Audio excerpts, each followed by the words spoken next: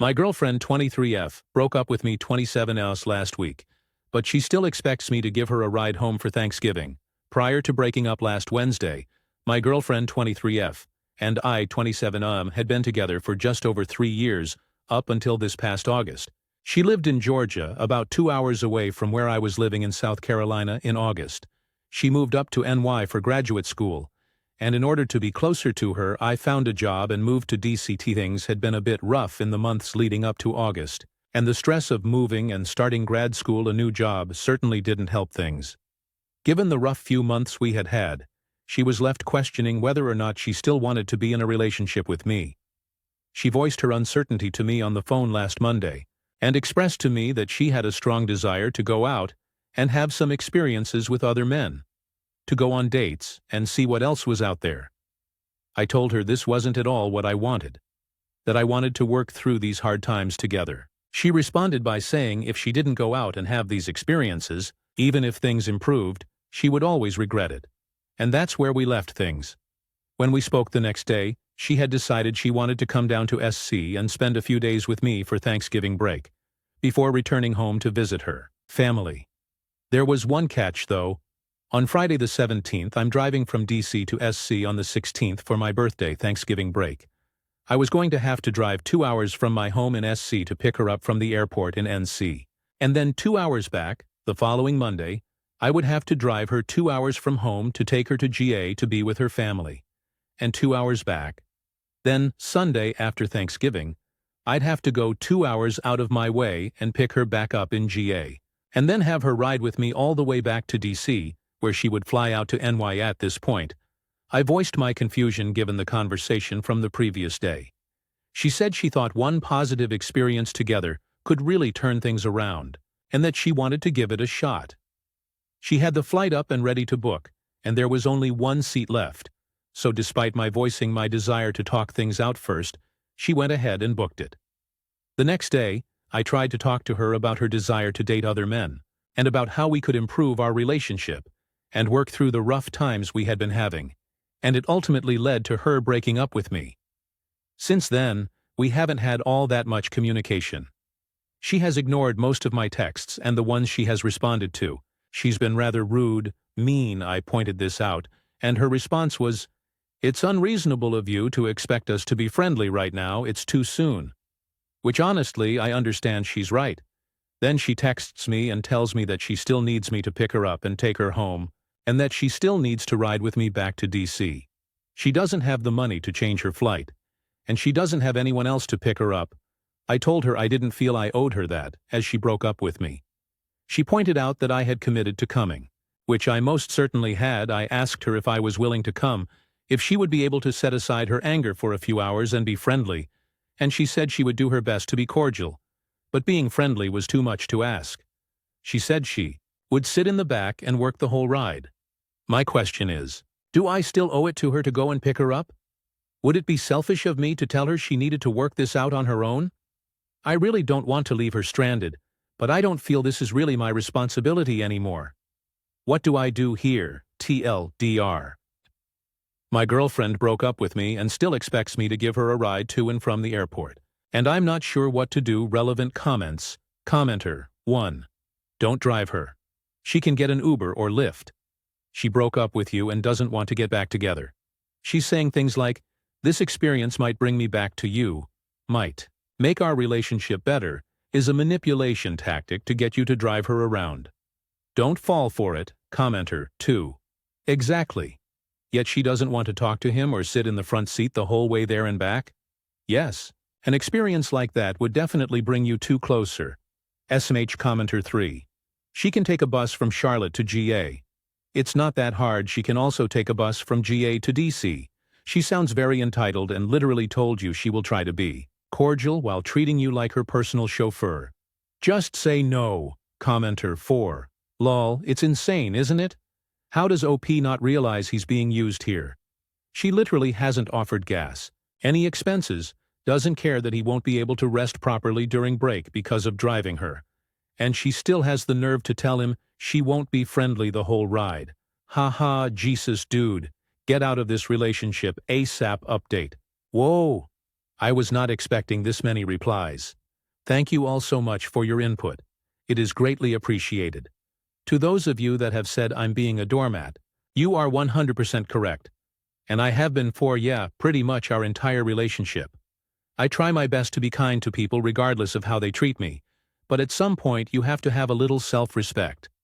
Anyhow, I had pretty much decided not to pick her up prior to seeing all of your replies, and reading through them has solidified my decision.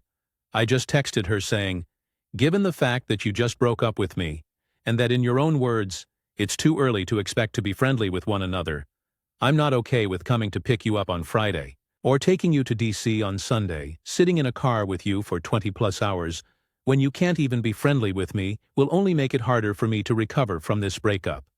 And I'm not willing to do that to myself. I hope you are able to find another way home. And I hope you have a wonderful Thanksgiving with your family. Sorry for any inconvenience this causes. Best of luck to you. I didn't have it in me to be rude to her, but I got the message across nonetheless. Thanks again for the replies. Y'all are awesome. Final comments. Commenter 1. Did she reply back at all? Also good for you.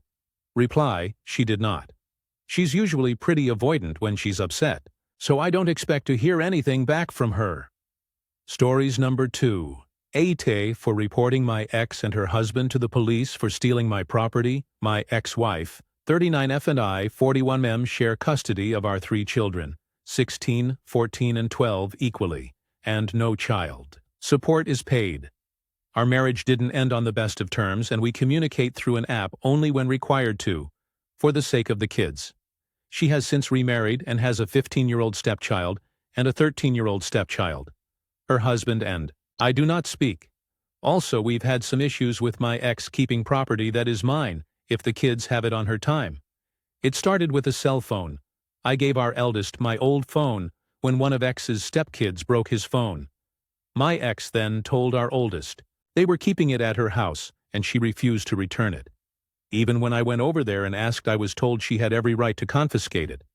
I followed up with an email, and she told me to get over it, and she would not hand it over. The next time our daughter, 14, brought some of my tools into school with her for an assignment, but it was a custody exchange day, so she left my house but went home to her mom's. My ex believed it wasn't appropriate for her to have them, so she took them and refused to return them to me. Again, I got a written exchange. As proof, this last time was with our youngest. I let him use an old iPod for a class assignment on recent old tech gadgets. Apparently, her 13-year-old stepchild had the same assignment on a different day, and she decided both should get to use it. I told her it was my property, and she had to return it. Got another email exchange, and then I contacted the police. My ex gave the stuff back, but she lost her mind over me getting the police involved for petty stuff. She said I could have demanded it back after her stepkid used the iPod, and I told her she wasn't giving any of it back, and what I give for my kids is not for her stepkids. She brought up how more serious trouble could have come from it, and I told her it would be deserved, because you cannot steal someone else's property. She told me it was just my spiteful side emerging because none of it was a big deal, or I never would have given them to my kids, which I think is the dumbest argument. The phone was because her stepkids broke our eldest's phone, and she wasn't about to replace it. Our daughter needed tools for school, and it was only for school, and she wanted to return them to me, but her mom said no, and then the iPod was just for our youngest. I'm not here to help her stepkids in any way. My ex and her husband and their mom, if she's still in the picture, can do that. Comments. Commenter 1. NTA. Next time, she will think twice about stealing your property. Reply, well, we can hope she does, but at least she's warned if she tries something like this again. Commenter 2. You stole my stuff. I asked for it back. You said no. I went to the police, and they came and got it, because they didn't think it was petty. You broke the law, and this is what the police are for. If you disagree with them, the appropriate person to argue with is the judge. Commenter 3. NTA. That phone incident makes me wonder how often her hatred for you is directed towards your kids. Talk to your kids. Make sure she isn't treating them badly. Reply. Their complaint is she allows unfair things to happen to them, and there's nothing they can do about it. Like the phone being broken by the steps, and they've ruined other stuff too.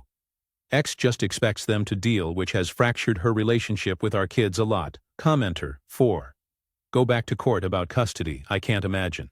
A judge allowing the kids to be treated this way? YWBTA. If you don't talk to a judge about this, reply. A judge has let her away with this. We were back in court 6 months ago over similar-ish issues.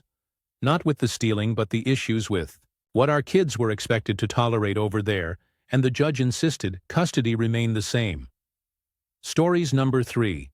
Am I the a-hole boarding the plane and leaving without my wife? My wife, female 43, and I, male 47, have a daughter, female 21, who goes to college out of state. We will call my wife Meg, and my daughter Jess is in her junior year of college. Over the summer, she was employed by her university and was able to stay in the dorms. After summer, she was moving out of the dorms and into her own apartment off campus. Meg and I live in the PNW. Jess goes to school on the East Coast. We usually go to visit Jess a couple times throughout the semester, typically parents' weekend and move-out day. She also comes home during the holidays. Let me start by saying that traveling with my wife is not a great experience. I am very type A. I like to have everything organized and make sure that we get where we need to be early, especially when traveling. My wife is the opposite, very go with the flow, and we will get there when we get there. I do my best to meet in the middle, but not when traveling by plane. Last year, during parents' weekend, Meg and I were going to fly out to see Jess. Our flight was at 10 a.m. Our airport isn't huge, but not a tiny airport either. I told my wife that we needed to be at the airport 90 minutes early, and we live about 30 minutes for the airports.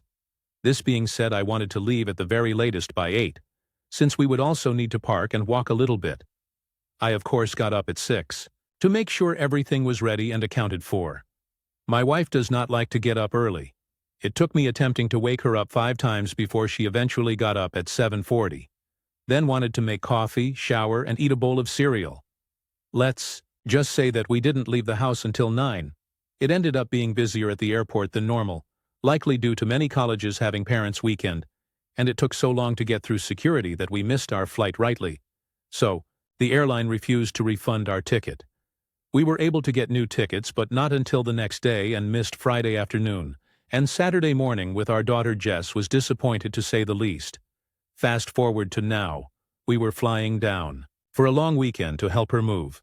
We take one flight from our town to a bigger town nearby, then fly from there to my daughter's college town. Again, it was a long morning of me pushing my wife, getting her to move along due to the last airport mishap. I wanted to make sure I told her we needed to leave extra early as to not miss the flight again. We got there on time, with a bit of time to spare, and my wife was annoyed, kept going on about how now we just have to sit and wait for 45 minutes for them to start boarding. We took our first flight and landed in the connecting city, at a much larger airport. We only had about 1 hour layover. We got off the plane at 9:15 and our next plane started boarding at 9:40. We had to take multiple rails to get from where we landed to our terminal. We got to our terminal and had about 15 minutes until our plane was set to board. My wife tells me that she wants to get coffee. There was a little market next to our terminal that sold hot food and coffee. I asked if she wanted me to go grab it for her. "No, I want Starbucks," she said. "Well, Starbucks, we a rail ride away, and a little bit of a walk." I told her we couldn't do that. We didn't have enough time. She stated that we had enough time, and if I wouldn't go with her, she would go by herself. I tried to discourage her, but she was determined. She walked away, at a brisk pace for her, and said she would be back in time. 15 minutes went by, and she was nowhere to be seen. They started calling boarding groups. I called my wife, hoping she was nearby. She didn't answer. They called a few groups, then called ours. In a panic, I called my wife again, 3 times. Finally, on the last call, she answered and said she was on her way. It was a long line, and she had to wait a bit. I told her they were almost done with boarding, and she needed to hurry up. I waited by the gate, but the attendant said they would need to shut the gate in 2 minutes. I waited and waited, but she didn't show up. The attendant asked if I wanted to board, otherwise she was closing the gate. I tried to plead with her to wait a couple of minutes, but she insisted that she couldn't. So I boarded the plane. A few minutes later, my wife calls me saying the attendant won't let her on. They had already removed the boarding ramp at that point. She told me I needed to tell them to let me off the plane to be with her, and I said no. It is not fair to do this again to Jess. I said, I told you we didn't have time. But you decided to go anyways. I told her to go purchase a new ticket for the next flight, and I would see her when she arrives. She got to Jess's school and seemed unbothered by the whole situation. Didn't even really talk about it. I thought maybe she realized it was her fault and just wanted to drop it. Boy, was I wrong.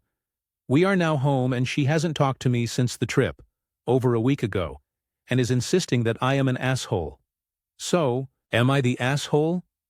Relevant comments. Commenter. 1. I stopped being the caretaker for my partner after the first time we missed a flight. Told him nope, never again. Next 2 flights he missed and man he bitched. Explained again he's a damn adult and has choices to make. The 3rd time he missed a 10-day cruise. He's never been late again. He's pissed about it but listens to me and gets up and ready, and out the door on time. O and NTA commenter 2. LOL, how does she function normally? Does she have a job? NTA for me, commenter 3. That's what I was wondering. Didn't she have to get up early to get her kid off to school? Or did he do that too?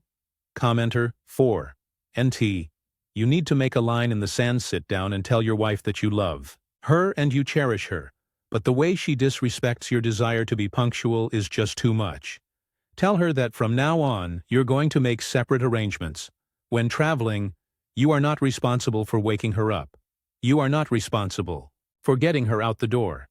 She's an adult and she can do what she wants. The first time she completely misses an event, I suspect things will change. But you've been accommodating her to such a high degree that she can act like an infant. Commenter. 5. Not even a desire to be punctual, a desire to not miss a flight. Commenter 6. NTA. Your wife is very selfish. Imagine missing time with your child because you thought coffee was more important. During a move, no less.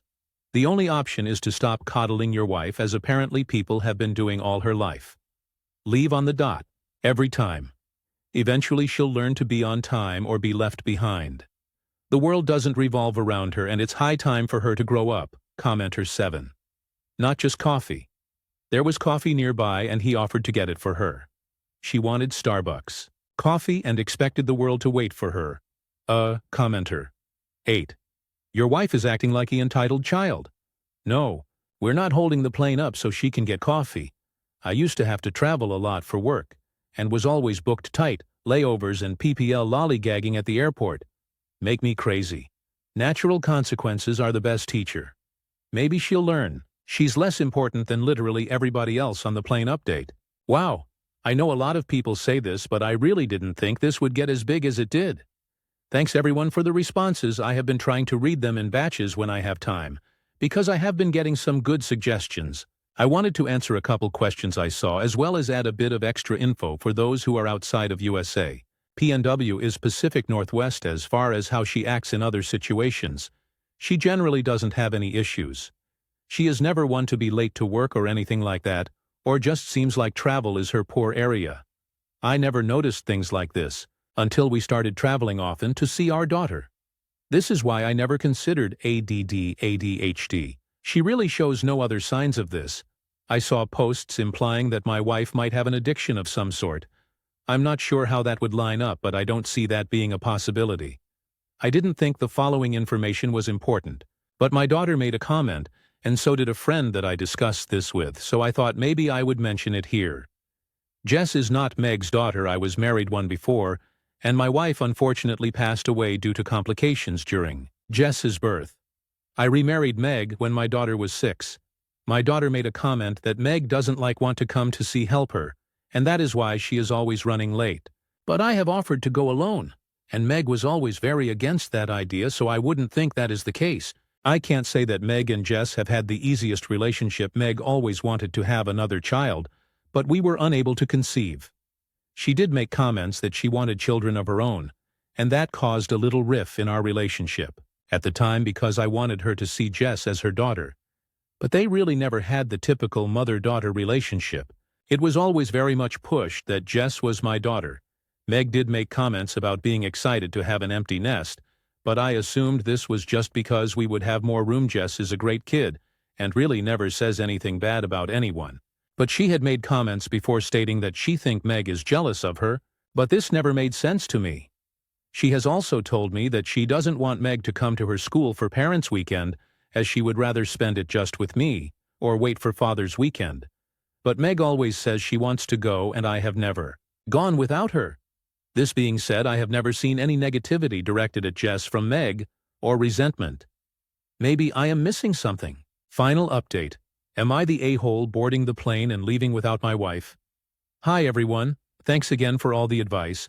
I read as many of the comments as I could, and took in all the information I wanted to provide. An update, my wife finally started talking to me again. When she did, I told her that I wanted to have a conversation about the situation, but I wanted to give it a couple of days for emotions to settle down. Some of the comments here gave me a great idea, and I wanted to see what she thought about it. For all future trips I will have my tickets, she will have hers. I typically drive to the airport and leave my car in one of the paylots, so I would drive myself and she could Uber. She will have all the freedom she wants to do what she wants, but it is up to her to arrive on time and board the plane. I let her know that it was starting to feel like I needed to keep track of both of us. I phrased it in a way to make it sound like I didn't want to be controlling over her and let her manage her own time. She wasn't happy with this, but she reluctantly agreed now to get to the bigger issue that I didn't realize we had until reading the comments of this post. Call me oblivious, but I really never thought there was any issue between Meg and Jess. After talking to my wife, she wouldn't admit to any issues, and stated that she would never intentionally delay a flight so that we couldn't see our daughter, and acted offended that I would ask such a thing. If that was her actual purpose, I don't think I would be able to prove it. But it will be at the forefront of my mind in the future. After talking to Meg and Jess, we decided on the following. Meg and I will be visiting Jess on Parents' Weekend, but I will be attending Father's Weekend from now on, and I will be attending by myself to get some alone time with Jess. Jess seemed very excited, and surprisingly, Meg didn't seem to have an issue with that this time. Thanks again to everyone who took the time to read and give me advice. I really appreciate everything, and I hope these steps can work towards a resolution for the issue's relevant comments. Commenter 1. Wishing you all the best, of course, but be careful. It seems from my perspective, which is limited to the information you have given us, that your wife only tolerated your daughter and wants to keep you away from her now that she's an adult. I saw a similar post about a soon-to-be wife with a stepdaughter. The new wife was expecting for her soon-to-be husband to be a seasonal parent after the wedding. Of course, you have been married for a long time and everything seemed normal to you, but I would recommend reaching out to your daughter to ask for her perspective growing up with her stepmom. Commenter 2. I seen this play out before. Of course, she'll never admit to not liking your daughter or to doing anything negative towards her. She'll act like she really cares for her and is worried about her, or misses her while giving her snide comments on the side, poking at her in ways that seem like she's just concerned or giving advice, or sabotaging chances for you to see her. And your daughter, as your child, will never admit it to you if she feels slighted by her, because you're happy and your wife makes you happy, and she would never want to mess that up for you, so she'll just endure. But she's slowly been letting you know. Talk to one of your daughter's best friends. Ask them what they think. Ask people that, who are constantly around you guys, if they've seen any type of behavior from your wife towards your daughter. Look, I'm hoping that's not the case, but to me, that's what it sounds like is going on here. Commenter 3. I would have a very serious conversation with your daughter. She might not be very forthcoming if she thinks she might be the reason for any unhappiness in your life. Tell her that nothing she says will be her fault or held against her. Tell her there have been a couple of red flags and you wanted to get her side of it. Ask her if your wife has ever said or done anything that made your daughter feel like she was an inconvenience or putting your wife out for any reason. Especially if it were for things that normally wouldn't have been a big deal. Your wife could have gotten a coffee that wasn't Starbucks. She isn't late to any other events or situations. At this point, it is 100% on purpose. Commenter 4. Man, I hope this strategy works out, but I think you may need to be prepared to either go to couples counseling to uncover the root issue, because she may never be honest otherwise, or actually choose between remaining married and your relationship with your daughter. Honestly, think back. You say she is always punctual and organized with other things. Great. Now what about events involving your daughter? If this has been a pattern well before college visits, then there's a good chance she doesn't 100% believe she is our daughter. Also, on one of those fathers-only weekends, ask your daughter to be honest with you about your wife. Let her talk. Don't interrupt or defend. Just listen. You may get a better picture of things that way too. Stories number 4. Aita for leaving my friend's birthday dinner after she changed the restaurant last minute. So my friend Emma turned 30 last weekend, and she'd been planning this birthday dinner for months. She sent out the invite weeks ago for a casual dinner at this cute little Italian place we all love. It's affordable, cozy, and everyone was excited on the day of the dinner, literally 3 hours before we were supposed to meet. She texted the group saying she'd changed the location to a fancier spot because her new boyfriend suggested it. I looked up the menu and almost everything was ridiculously expensive, like $45 for a main dish I'm saving for a house, and really didn't budget for a pricey night out, especially since we'd already agreed on the original plan. I messaged her privately saying I couldn't afford the new place and asked if she'd reconsider, but she said she deserved a classy evening and that I should just make it work for one night. I felt uncomfortable, so I told her I'd sit this one out and sent her a gift instead. Now she's barely speaking to me, and mutual friends are saying I made her feel unsupported on her big night. I honestly feel bad, but I also think she blindsided everyone by changing plans last minute. Comments. Commenter 1 NTA. What she did was very rude and inconsiderate. Why didn't her BF take her out to that restaurant as a 1.1 date? Reply. Exactly. That's what I was thinking too. If her boyfriend wanted a fancy night, they could have gone on their own instead of changing plans for everyone at the last minute. It just felt unfair to expect the whole group to adjust without considering budgets or preferences. Commenter 2, NTA. She as a friend should have understood immediately when you said you couldn't afford it. I'm not the richest of my friends, and they all understand that I can't make every event or occasion due to a tight budget. So don't feel bad. Just keep her where she's at, and have peace of mind that you tried. Reply, thanks. I really appreciate you saying that. I was starting to feel like I overreacted. But honestly, I just can't stretch my budget for every plan, especially last-minute changes like this. I did try to explain it to her privately, so it's nice to hear someone understands where I'm coming from. Hopefully, she'll cool down eventually, but for now, I think I just need to give her space. Commenter 3 NTA. You explained you couldn't afford to go out and sent a gift. What you did was being an adult and choosing fiscal responsibility is nothing to be ashamed of. Reply. Thank you. That means a lot. I really tried to handle it like an adult and be respectful by explaining my situation, and still sending a gift. I was starting to feel guilty. But it's reassuring to know I wasn't being unreasonable. Commenter 4. Unsupported? Why TF does she need support at her birthday dinner? She changed the venue. You politely declined, explaining why she was an ungracious bitch about it. You are NTA. You should not have sacrificed financially because she deserves a classy evening. I hope she had a wonderful birthday, but that doesn't mean she gets to order other people to spend money they don't have, so they can worship at her feet. Don't you dare apologize to her. Stay firm. If other people have a problem with it, consider what that says about their character. Reply. Thank you for saying this. I was honestly starting to wonder if I'd handled it wrong, but you're right. I did explain my situation and still tried to be thoughtful by sending a gift.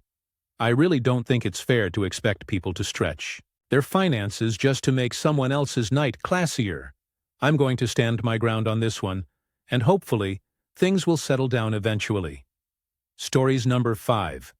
Aita for refusing to sign over my half of a property until I get legal security. I co-own a property with a sibling. They've spent years paying off debts so they could have full ownership, and now they want me to sign over my half immediately. The plan was that I would inherit another property from a parent in exchange, but the parent hasn't legally transferred it or notarized a will guaranteeing it to me. My sibling says I'm holding things up, accusing me of being greedy and threatening that I'll ruin their bank deal. My parent says I don't deserve the property, that I should be grateful for anything I get, and implies I have no right to it. I'm feeling manipulated and pressured from all sides. I'm willing to give up my share, but only once. There's a legal agreement ensuring I'll receive the promised property. Until then, I want my rights protected. So I'm not left with nothing, and my sibling can't build or sell on my portion without compensating me. I just want fairness and security, not more than anyone else. Ata for standing my ground in the face of emotional pressure and threats. Edit.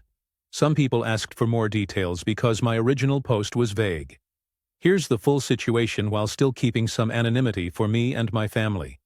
The property was originally gifted to me and my sibling, but it came with a big debt. Attached, it couldn't even be used until that debt was cleared. Over the years, my sibling managed to reduce the debt and eventually paid off the rest themselves, around $5,000. Their expectation has always been that once the debt was gone, they'd get full ownership.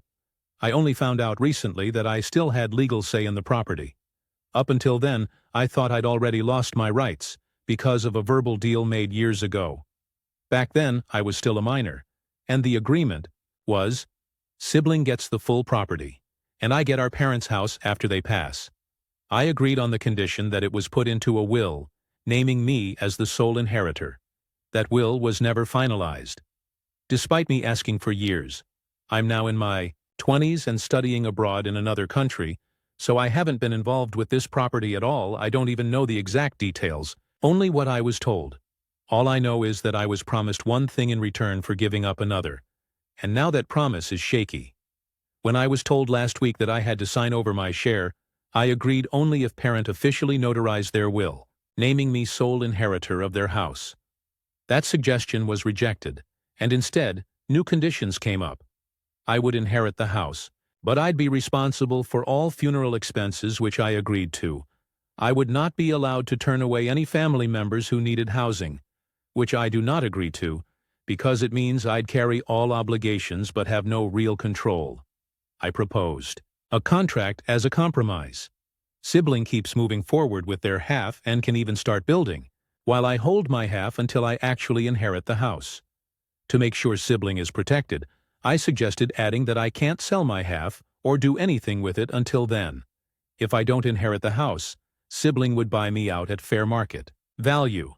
That way, neither of us gets screwed. Sibling and parent see this as greedy and manipulative. They say I should just trust their word, wait possibly 30+ years, and sign away my only legal security right now, so sibling can enjoy the property immediately. That's why I'm struggling. I'm not asking for more than anyone else. I'm just asking for legal security before I give up mine. Comments. Commenter. 1 NTA. Trust me, bro, isn't a legal document. Get it in writing first. Commenter. 2. Nobody will screw you over faster than family. Commenter. 3 NTA. A will in no guarantee of anything. They can write a new will the next day, invalidating this one and cutting you out completely. You need to be on the deed of the property itself now, or it needs to go in an irrevocable trust. Better yet, you should speak with a lawyer to figure out the best way to structure this correctly. Commenter. 4 NTA. Consult a lawyer ASAP. From what you're saying, I'd be thinking they actually need to buy out your half of the property, because that is the only guarantee you'll get anything. Stories number 6. My wife want kids while I don't. Is my marriage salvageable anymore? 34M and 34FME and my wife have been married for 6 years. From the very beginning, we both agreed we didn't want kids. I've always been very clear about it. I just don't have it in me to raise a child. I've never wanted them, and over the years, I've only become more sure of that, but in the last 2 to 3 years, my wife started to shift. She didn't say it directly, but subtly let me know that she wants kids. Like she started sending me baby reels talking about how all her friends are moms now, how she feels left out, how beautiful motherhood looks. Sometimes she'd hint that I should reconsider, but she never really had a direct conversation about changing her mind. I always told her the same thing, that I still don't want kids. That hasn't changed recently. I decided to get a vasectomy. I didn't bring it up to her beforehand because honestly, we've had this conversation over 1,000 times. I didn't feel there was anything new to discuss, and I knew if I told her she would try to talk me out of it. But I've always been firm on this, so I went ahead and did it. When she found out, she got furious. She said I betrayed her trust, called me selfish and all sorts of names, and said if I really loved her, I wouldn't have made such a big decision without telling her. Now things are Tense. She is just shouting and yelling at me, saying that I broke her trust. IDK, what trust? Apart from this issue, our marriage has been really good. We love each other. We gel up together well. But this has become a major wedge. We're not on the same page anymore on something that's kind of a big deal. And now I'm scared that my marriage is falling apart. Over something I've been consistent and honest about since day one. I do love her deeply, and I want to keep building a life together with her, and I'm willing to work on everything else, except having kids, because that's just not something I can force myself into. I'm being punished for staying true to myself, and it breaks my heart that I might lose everything because one of us changed our mind about something we both once agreed on. I get that I should have told her before getting the vasectomy. That's on me, but at the same time, I felt like she was slowly trying to manipulate or pressure me into changing my mind about kids, and I didn't want to give her more space to do that. I didn't want to be backed into a corner, so I took action.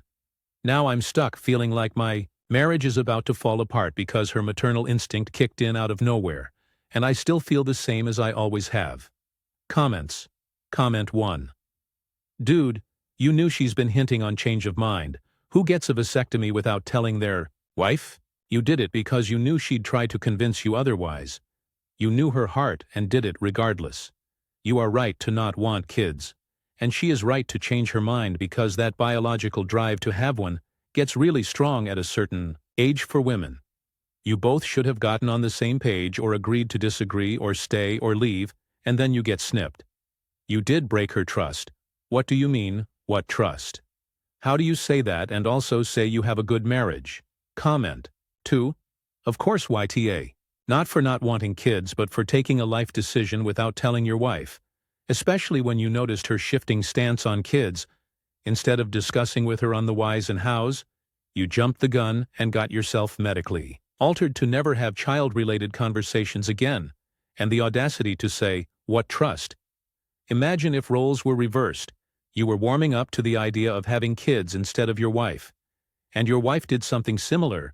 Would you not be furious for not even getting the respect of a discussion in this matter? Comment 3. Keeping the kids question aside for now, you got a vasectomy and didn't tell the wife? WTF? I'm sorry, dude. Wanting or not wanting kids is one thing. But getting a surgery done that impacts the both of you and not mentioning it to her is a D move. How does that work, by the way? Hey honey, where have you been? You weren't answering your phone? OH nothing, babe. Just the regular, stopped by a doctor's office on the way back from work, and got snipped. Been told to rest for 3 days. Wanna continue watching Netflix? Wanting kids vs. Not wanting kids is a big deal and is a deal breaker. Don't think it's salvageable, to answer your question. Comment 4. She is allowed to change her mind. Life happens. People change. You are also allowed to stay firm on what you want. You should have told her before because indeed, getting a vasectomy is a big deal. Neither of you are wrong. You are just not on the same page anymore. And that too, something this big. One of you will resent the other, if you have kids or not. Try counseling if you both wish to make this work. If that does not align your thoughts, I am afraid you'd have to let go. It's unfortunate but true. Hope you both find peace going forward. Good luck. Comment 5. As a child-free woman, I would tell you one thing. Kids are not a compromise. It's either too enthusiastic yes or a complete no. You can't return a kid if you have regrets later. Now, should you have discussed vasectomy with her? Yes, but I also don't fault you for being upset with this whole thing. I don't fault her either because things change. People change. I know your relationship is otherwise perfect. But this one thing makes it not perfect. You will start to resent each other if you are not aligned on this fundamental thing. Reply. Exactly. Kids are lifelong commitment. And I didn't sign up for this whole drama. IDK, I'm just sad that my marriage will fall apart for this update, TLDR, from the above post. A 34-year-old man, firmly against having children, a stance he and his wife originally shared, got a vasectomy without telling her. After years of repeated discussions, his wife had recently begun hinting at wanting kids, but he remained certain in his choice. When she found out about the vasectomy, she felt deeply betrayed, accusing him of breaking her trust and acting behind her back. Note. I got the vasectomy done 2 weeks ago. Since then, my wife has barely spoken. To me, we've been constantly fighting. We initially agreed to give marriage counseling a try, but during those sessions more details came out, which enraged her even further. As a result, she quit counseling altogether and moved back to her parents' house yesterday. I believe she's now preparing to file for divorce on the grounds of mental cruelty. Okay. So now this post. I got a vasectomy done at a private clinic. Since I'm married, the clinic asked for spousal consent and a witness. As it was just a guideline and not a law for spousal consent, I again made a very poor decision, and I bribed someone to pretend to be my wife and sign the consent form now. During counseling, my wife has found out everything I did and she's extremely furious. She's calling me a liar and a cheat. Also, she is going to file for divorce soon and threatening to take legal action against me. Add info. We both earn good. I make around 6 LPM 4 from job and 2 from side income, and she used to earn 33 LPM, but she left her job early this year as she was feeling burnt out and also diagnosed with mild depression. During counseling, the reason she stated about changing her mind regarding children is that since she lost her mom last year, so she has strong urge to experience motherhood. IDK, how does it make sense? My questions: can she file a case against me for the vasectomy done without her knowledge? Given I used a fake witness pretending to be her, could this lead to criminal charges like cheating, forgery, impersonation, or fraud? Could the hospital file a case or complaint against me if she reports this? On what grounds she can file for divorce? What are the things I might have to face if things gets escalated? Can she sue everyone? I fully acknowledge that what I did was deceptive, and I regret not being honest about it. But I wasn't trying to hurt anyone. I was just trying to stick to what I've always believed in, while avoiding being pressured into parenthood. I don't know what I'm supposed to prepare for. Should I consult a criminal lawyer? Or a divorce lawyer? Or both? Comments. Comment 1. To tell you the obvious, you fucked up real bad. The fact that you paid someone to sign as your wife means you were aware of what you were doing and how will it impact your married life. Instead of looking for an out legally, go apologize to your wife and see if this can be reversed. There is no other way to fix this. Unless you don't value your marriage and your wife's wishes, which looks like it. In this case, please separate. It will be better for her as well. Take a hard look at your actions and then decide the future course. Comment 2. TBH, with all respect, what you did was in fact cruelty. Even though you both agreed on this initially, you knew she had a change of heart, and probably why you did it without her knowledge. People change and sometimes want different things in life. If she was my friend, I would support her in her decision to file divorce, as she is right here to feel deceived. Comment 3. Yes, it does come under cruelty. And pretending some else to sign as wife is indeed forgery. Very valid grounds for divorce and criminal charges. For forgery can be pursued. Comment 4. This is such a YTA moment. Hope your intentions, whilst correct in your own sense, are quite contrary to what marriage as a contract between two human beings stands for. For that your spouse will get her divorce in the court, rather than hiring a family or a divorce lawyer. The best course of action is to settle things amicably with your spouse and head for a mutual divorce. Given your action is quite disrespectful to the relationship as a whole. Reply. Yeah, I'm waiting for her to cool down a bit and we'll amicably sort this out. Comment 5. I had read your story earlier and was on your side, but now with more details. You're so wrong. Nobody can save you from the mess you've created for yourself. Why don't you for once imagine yourself in her position and try to think? Imagine you changed your mind about getting a child and hinted at your wife. Your wife secretly gets her tubes tied and gets a random man to pretend to be his man. While she tells you she got her surgery, she willingly hides the other information and finds out during counseling. What would you feel? And the best part is, you aren't trying to save the relationship. You're bothered about getting more cases against you and saving yourself. And that's your concern. Honestly, good riddance for her. Reply. My marriage isn't salvageable anymore, so it's better I save myself from the cases, no? Stories. Number 7, Aita. For throwing my ex's words in his affair partner wife's face after she spent the last 5 years taunting me? I 33F found out my ex-husband 35 mitters and the father of my 2 kids 11 and 9 was cheating on me with Dana, 30F, who he worked with. Once I kicked my ex out, he did everything to try and win me back. He even shared the fact Dana was sterile and was just some safe fun because he knew he couldn't get her pregnant. He said he would never actually want something, not someone like that, and he loved me and our kids. I was having none of it. I didn't pity Dana either because she knew about me. We had met. She knew about the kids too. So to me she was a homewrecker, and I wasn't going to warn her about my ex's feelings on her. My ex continued, trying to win me back throughout our divorce. The night before he sent more texts begging me to call it all off and let us be a family again, and he said more degrading things about Dana. But I didn't listen to him. I was done, even if he wasn't living. With Dana, which he was, I wasn't going to buy. He'd changed from the day my ex moved in with Dana. She was smug. She called me all dried up, said my pussy clearly wasn't tight enough anymore for my ex, and that he clearly felt repulsed by whatever stretch marks the kids left behind. I ignored her. She got herself kicked out of the kids' school a few times for using that language in front of others. Twice was in front of one of the teachers during PT conferences. For years, I have ignored it and tried to be the bigger person. But recently she was extra nasty about me and the fact I've been single since the divorce. She tried to say, it was clear no man wanted me, not even the father of my children, and how he thought so little of me. She said he only says nothing because of the kids, but she knows. She knows that's why he went to her. So in response I screenshotted several of the texts ex sent me where he degraded her, and I told she should see what he thinks of her.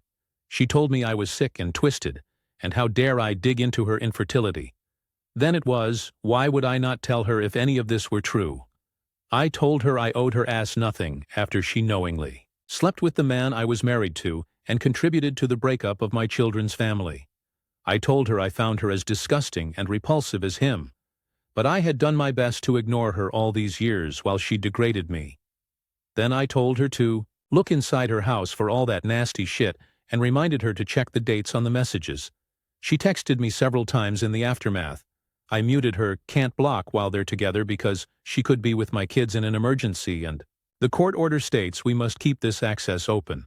So now the plan is to unmute whenever the kids are over there and mute the second they come home to me. Comments. Commenter. 1 NTA most certainly got what she was repeatedly asking for. You just gave her the truth. She gets to live with it and deal with it. Reply. I'm sure she's devastated now that the cheater turned out to be a disgusting person, and she's stuck married to him, and will probably stay for at least a while because she doesn't want me to win, even though he's no prize, but hey, she's always known how she feels, so that's great. Commenter 2. Absolutely NTI if she wants to fight dirty. She'd be foolish not to expect some of it in return. She's pretending she doesn't believe you, but at the very least, you've planted the seed of doubt. Deep down, she knows that your ex would go running back to you if you gave him half a chance. Wouldn't hurt to remind her of that next time she gets nasty, and then remind her that she's welcome to your sloppy seconds. That's all she's good for anyway. Reply. She believes them even if she doesn't want to, and she knows I know that. How could she not when nobody else would know to tell me the stuff he did? Medical info about her too, but whether she acts on it or not is up to her. I wonder if she'll stay. If the next mistress is fertile and can give him more babies. Commenter 3. Good for you.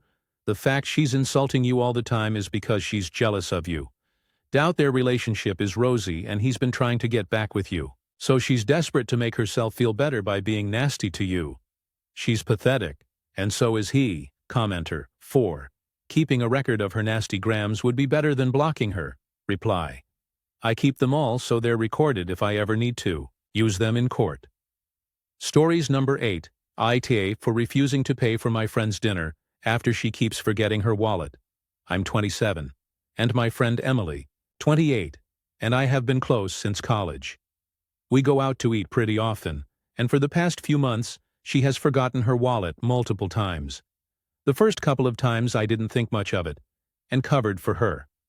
Last weekend we went to a new sushi place, and as expected she didn't have her wallet. I told her I wasn't covering her this time. She got upset and said I was being cheap and a bad friend. I reminded her that this has happened several times before, and it's not fair to put me in that position every time we go out. She said I was overreacting and that friends should help each other out. But I feel like she's taking advantage of my kindness.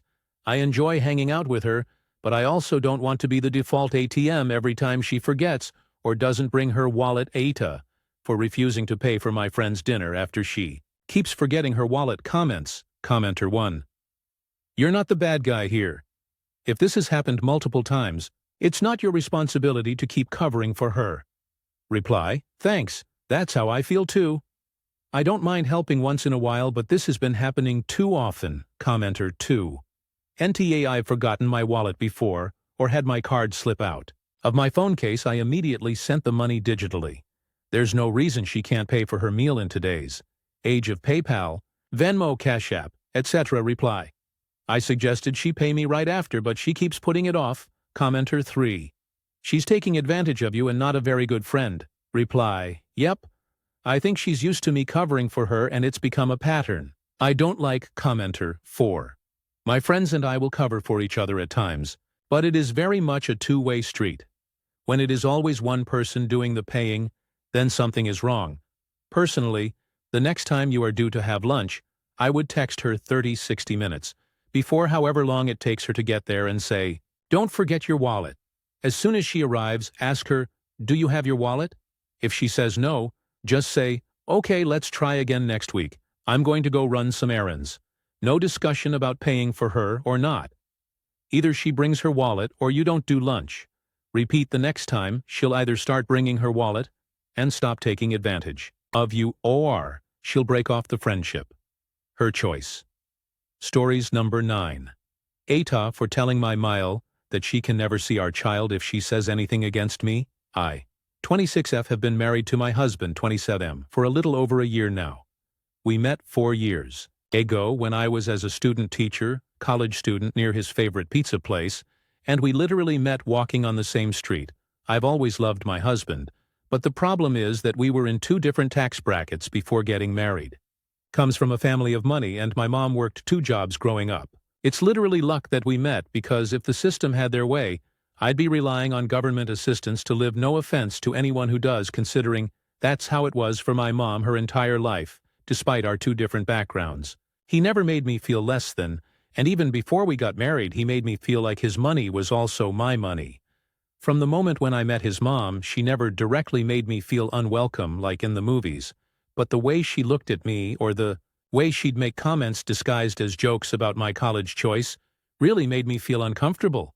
I never brought it up, but as me and my husband got more serious, she got worse and soon started making outright rude comments against me, like how I was stupid for going to college for early education because they don't make any money, or would compare me to her other DILs who were nurses or in the business field.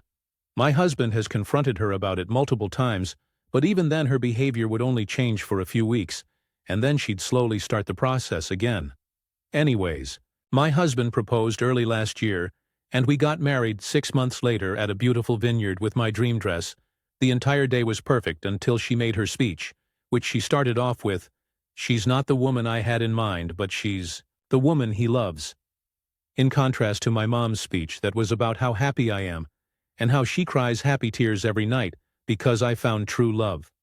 Her speech ruined my whole night, but when my husband confronted her after our honeymoon, she apologized over the phone and sent flowers to our house.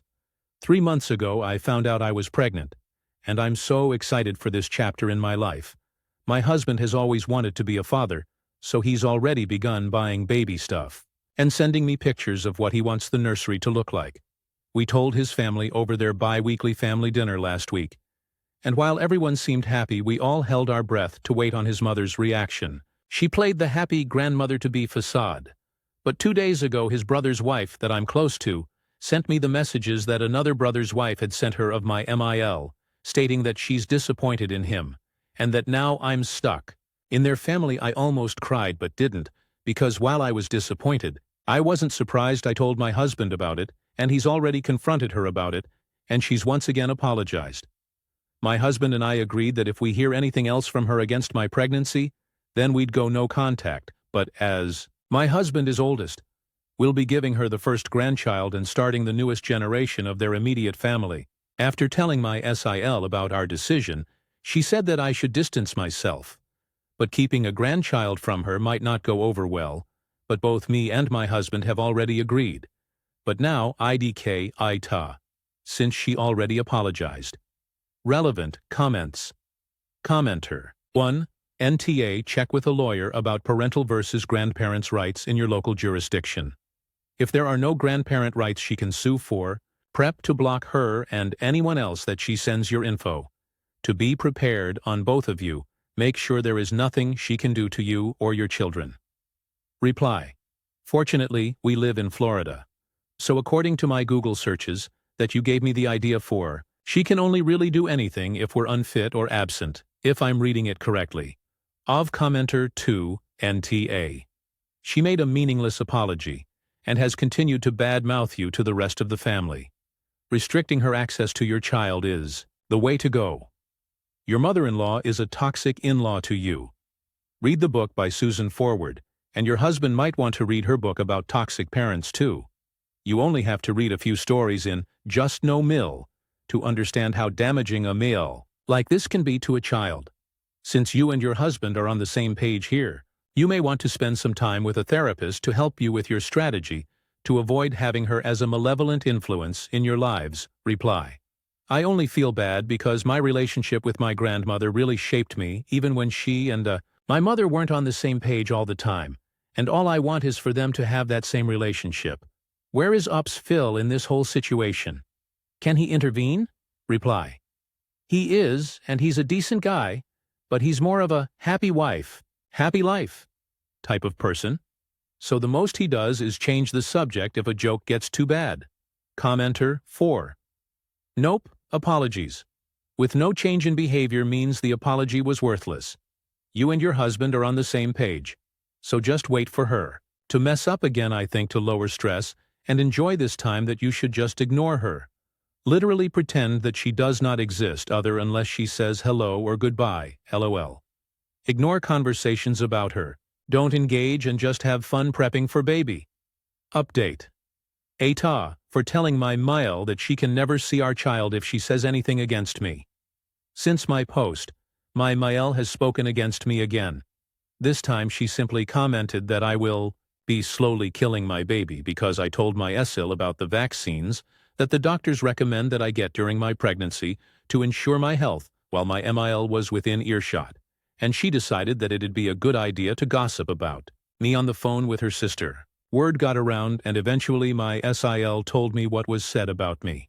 This did hurt a bit because as a FTM I just want to do anything to help my baby. My mother wholeheartedly disagrees with her and said that she got every vaccine that was recommended when she was pregnant with both me and my siblings, and I got every vaccine growing up, including my flu shot, and I'm perfectly healthy. I told my husband about it, and he officially sat his mother down today and told her what would be happening. He explained that her actions have been unacceptable for far too long, and that she'd have no access to me or our baby until further notice, which means no more attending family dinners, vacations, events, etc. I told her that any information she gets about the baby will only be because I agreed to give it to her, and it'll go through my husband or SIL. She did not react very well and said that we were selfish for cutting off the relationship between a child and their grandmother, as a grandmother is just as important as a mother. I reminded her that my mother is still alive and only lives an hour and a half away, so my child will still have a relationship with their grandmother.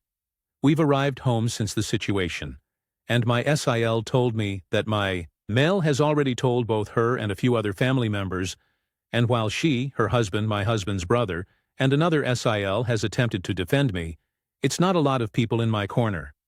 My husband's father has called him since and said that while he isn't required to always get along with his mom, we were all still family, and he shouldn't take her only grandchild away from her because of a disagreement, as family argues all the time. It's very hectic at the time, but I'm sure everyone will recover. Thanks everyone for their advice and words. Relevant comments. OP on her SIL's thoughts on the situation. Reply. My SIL is a RN after studying nursing during college, and one of her professors was a retired pediatric nurse. She has so many horror Stories that her prof told her about children who came in with horrible diseases that would have been avoided with just one vaccine. She's 1000% on board with me, which is why I know that I'm not as crazy as my MIL wants it to seem. Oop shares thoughts on differing opinions regarding raising the kids in today's generation. Reply. Differing opinions is fine about things like whether or not a child should have an iPad, bedtimes, and clothes, but, to me, vaccines aren't a agree to disagree thing, as it directly impacts the health of my baby. And even if she didn't agree with me, the reason that she was cut off was because of the fact that she quite literally said that I'm slowly killing my baby. What FTM editors note. First-time mother or any type of mom wants to be told that. OP explains the relationship between her MIL and her husband's paternal grandma. Reply. The crazy part is that her MIL, God rest her soul, was her worst enemy. I only met the woman maybe once or twice, and then went to her funeral just 3 weeks, after my husband and I's first-year anniversary. She hated her so much that she didn't even seem remotely sad from her death, and just stroked her husband's hair as he cried. They had a family meeting at Granny's house after the funeral, and when everyone was sharing moments, she had nothing nice to say other than the basics generational trauma. I guess commenter. A grandmother is just as important as a mother. Not at all good. Grandparents are a bonus, bad grandparents are. How generational trauma is passed on, you are not keeping your child away from her. You are protecting your child from her. Glad you and husband are on the same page. Stories number 10. My wife wants to go no contact with our friendly woman neighbor because of the inappropriate birthday gift she gave our son. I think that's too far. Hi everyone, I've been married to my wife for 10 years, and we have a 10-year-old son. A couple years ago, a woman moved into our neighborhood. She was actually a close friend of mine back in middle school, and when she moved in, it was the first time I had seen her in decades. Initially, my wife was really insecure about her because of her looks, and because she picked up on her what she called subtle behavior toward me, that apparently only women notice. But with time, my wife got over it because she realized there was really nothing going on. This neighbor has actually been very friendly towards my family. She's bought us lunch and dinner multiple times, and she's always been generous and warm with our family. I've never thought of her as anything more than a nice neighbor and an old friend I reconnected with. Anyways, for my son's 10th birthday yesterday, she came over and gave him a Percy Jackson book, totally age-appropriate. Really good book inside the cover. She included a handwritten note which said, "This book is all about brave heroes, just like your dad. You're so lucky to have him." When my wife saw it, she was pretty pissed. I've never seen this heated. To be honest, I didn't think much of it at all. To me, it just sounded like a nice compliment about a father-son bond, but my wife says it crossed a major line, and she wants to completely cut off contact with the neighbor. Am I just being clueless here? Is my wife overreacting? Or is this genuinely as inappropriate as she thinks? Comments. Commenter. 1. I feel like your wife would be able to explain a lot more about why she didn't like that note. Also, what's your occupation, because calling someone a hero is kinda weird unless you saved her life or work as a first responder or something of that nature. Commenter. 2. You're being clueless. The woman is hitting on you. Commenter 3. It was your son's birthday, so why did she have to make it about you, and you thought it was a nice compliment? You are either enjoying the attention, or you are clueless, acting like one. Commenter. 4. Reverse it. Whenever there a question or doubt, reverse the situation. How would he feel if it was a dude she knew from middle school that moved in next door and infiltrated his wife and family? Not cool. Commenter 5. It does seem like a weird thing to write. I would find it odd if some other lady wrote that about my husband. Makes more sense if you're a firefighter or paramedic or something heroic along those lines. Although I'm still not sure it would make it not weird that she wrote that in the context of it being a birthday gift to your son. If you were going off to war or something and it was a gift to help your son cope, then it'd make perfect sense to me. But why even bring up that dad is such a hero in a birthday gift? It does seem like there's intention behind it to me. Whether the intention is genuinely to hit on you and threaten your marriage or just to bother your wife or what, who knows? But something's a bit fishy to me. Stories number 11. Walked out on my mother's birthday dinner last night. Was my mom's birthday. so the whole family got together at a nice Italian restaurant we usually go to. About halfway through, my brother stood up to make a toast. Instead of saying something sweet about my mom, he decided to joke about how I'm the family screw-up who can't keep a job or a relationship. Happy birthday, Mom. You raised 3 great kids, and then there's you, still trying to figure everything out. Everyone laughed. My mom laughed. I just sat there burning up inside. I've been through a really rough year. Divorce, plus job change. And instead of support, they turned it into a punchline. I told my brother to shut up, and my dad immediately jumped in saying, "Don't ruin your mother's night." So I grabbed my stuff and left. Later, I got a barrage of texts in a family group chat, saying I embarrassed the family and made it all about me. Now I'm sitting here wondering, am I overreacting, or was I completely justified in walking out? I can take a joke, but with the way my mind has been recently, I took it seriously. Comments. Commenter 1. I'm so sorry. Your family sucks. They owe you genuine apologies. I would take a step back from them since they can't show basic respect. Reply. I was thinking about just not reaching out anymore and wait until they do. Maybe they'll get the point. Commenter 2. Nor you were 100% justified. Butav, do you have friends who offer support? A therapist? Reply. I talk to my friends on Xbox a lot. They wanted to get together and take me out to dinner. LMAO. Commenter 3.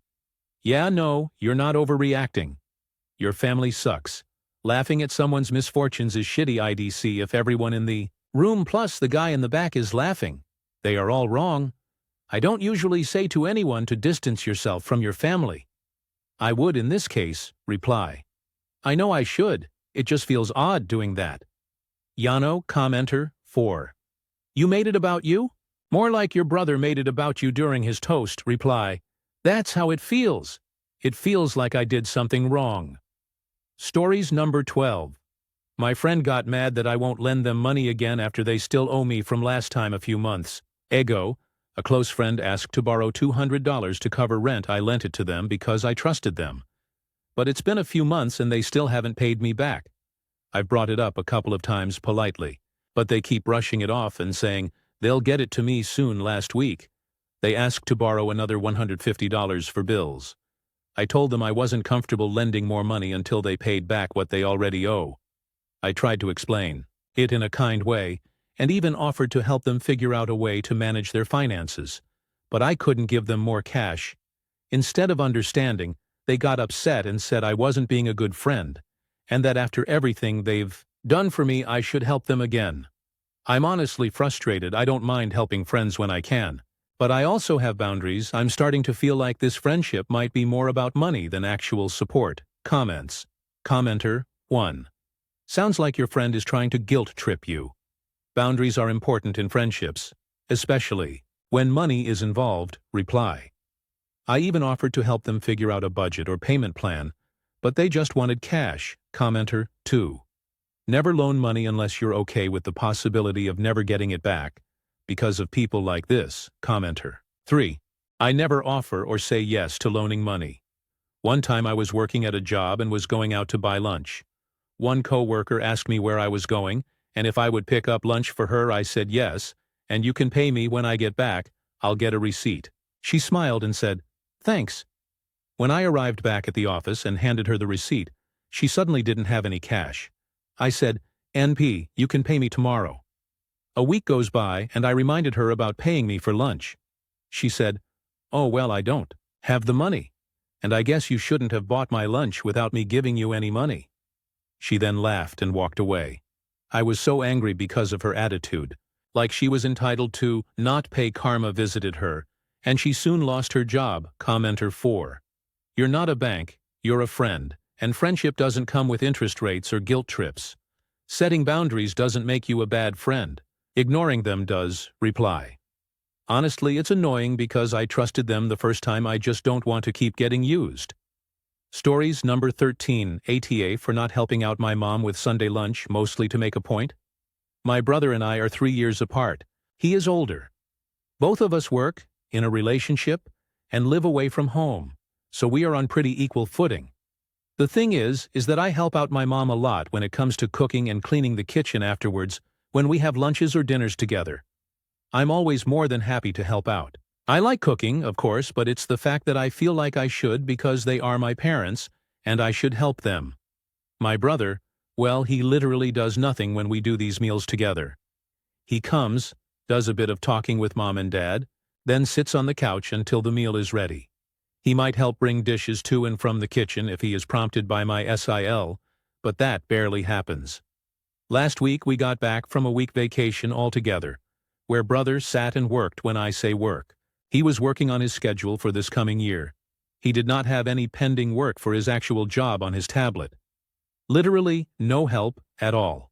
He saw us carrying stuff around, prepping the meals, chopping stuff, and just stood there. His reaction, when it is ever brought up in any kind of way, is to laugh it off and make a joke, and so no one ever takes it seriously, and my mom especially annoys me because she doesn't ever tell him to move his ass and help out.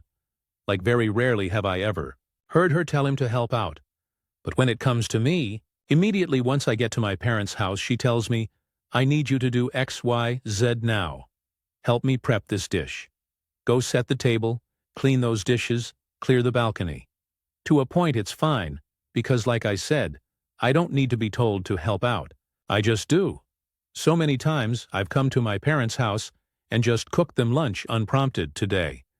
We had lunch together and I was actually not really feeling that great, so I just helped out with a few dishes and then went to sit down on the couch. My mom immediately came to me and asked, why aren't you helping out?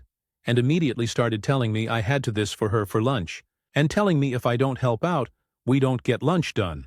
I got irritated and answered back that she doesn't ever ask my brother to help out when he comes straight to the couch, when he gets here for basically free food, and it's annoying. Mom says I was being petty, but I held my ground and did basically nothing to help out with lunch. My mom did leave me alone and made me feel like I am being unreasonable.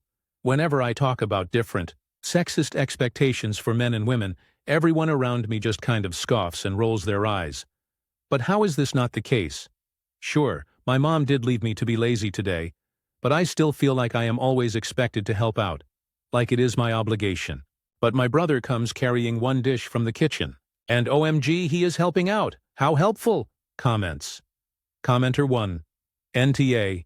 If it were me, I wouldn't be going to too many more family dinners. Commenter 2. NTA. But I don't think you can change your mom or your brother. Neither of them want to or think. They should. I think the only thing you can change is your perspective and how you handle things. Your mom has no more control over your choices than you do over hers, unless you give her that power. Depending on what feels best for you, you can start coming later so that you just help a little before. After the meal, you can decide that you will help as much as you feel you should not. What your mom expects from you and not worry about what your brother does. Your help is a gift you choose to give her. It has nothing to do with obligations or gifts from others. Note that you may feel up to more or less help on different days. That's perfectly fine. You don't mention your dad. Are you okay with that same dynamic for your dad? Mom never expects him to help, but not with your brother. Consider why one bothers you but not the other. Consider whether there is any real hope of changing something your mom bought into long before you were born. Then decide what you can and should work to change, and why. Consider just having your parents to your home so that you can treat them to a meal. They don't have to lift a finger for, but not catering to your brother. I hope you find some options that make this less frustrating. Grating for you. Commenter 3. Stop going. Tell her you're not your brother's maid. Either you can be waited on hand and foot too, or you both are expected to pitch in and help equally. Commenter 4. NT. I find it upsetting when I am reminded there are people who think it is appropriate for women to be servile, and for men to be lazy and carefree. It will be facile to suggest you stop going to the parents' place for lunch, or that you distance yourself from your family whose expectations deny you your values, or that you are the problem for recognizing and bridling against inequity in your family system. There is likely no easy way to dislodge your brother from the pedestal on which he has been placed, nor a simple solution to the cultural or familial conditioning that is in play. And that is why I love your approach. Stories number 14. My little brother called me a slut, and I found out why throwaway, as I run my business on my main. So my F24 brother M16 called me a slut out of nowhere while I was casually just talking on my phone. I asked him to explain, as I thought he probably heard it elsewhere, and repeated it without knowing the entire meaning. English is not our first language. So I asked him, did he know the meaning behind it? And he said that it's for women who use men, and how they are damaged as they sleep with so many men, and they'll be single, as no man wants to marry them because of some body count shit. My mouth was on the floor, as he had never ever spoken this way at all. I told Mum, but she said he probably heard this at school. So let it go. Yesterday he demanded Mum to make food. I wasn't an ask. Even he demanded it.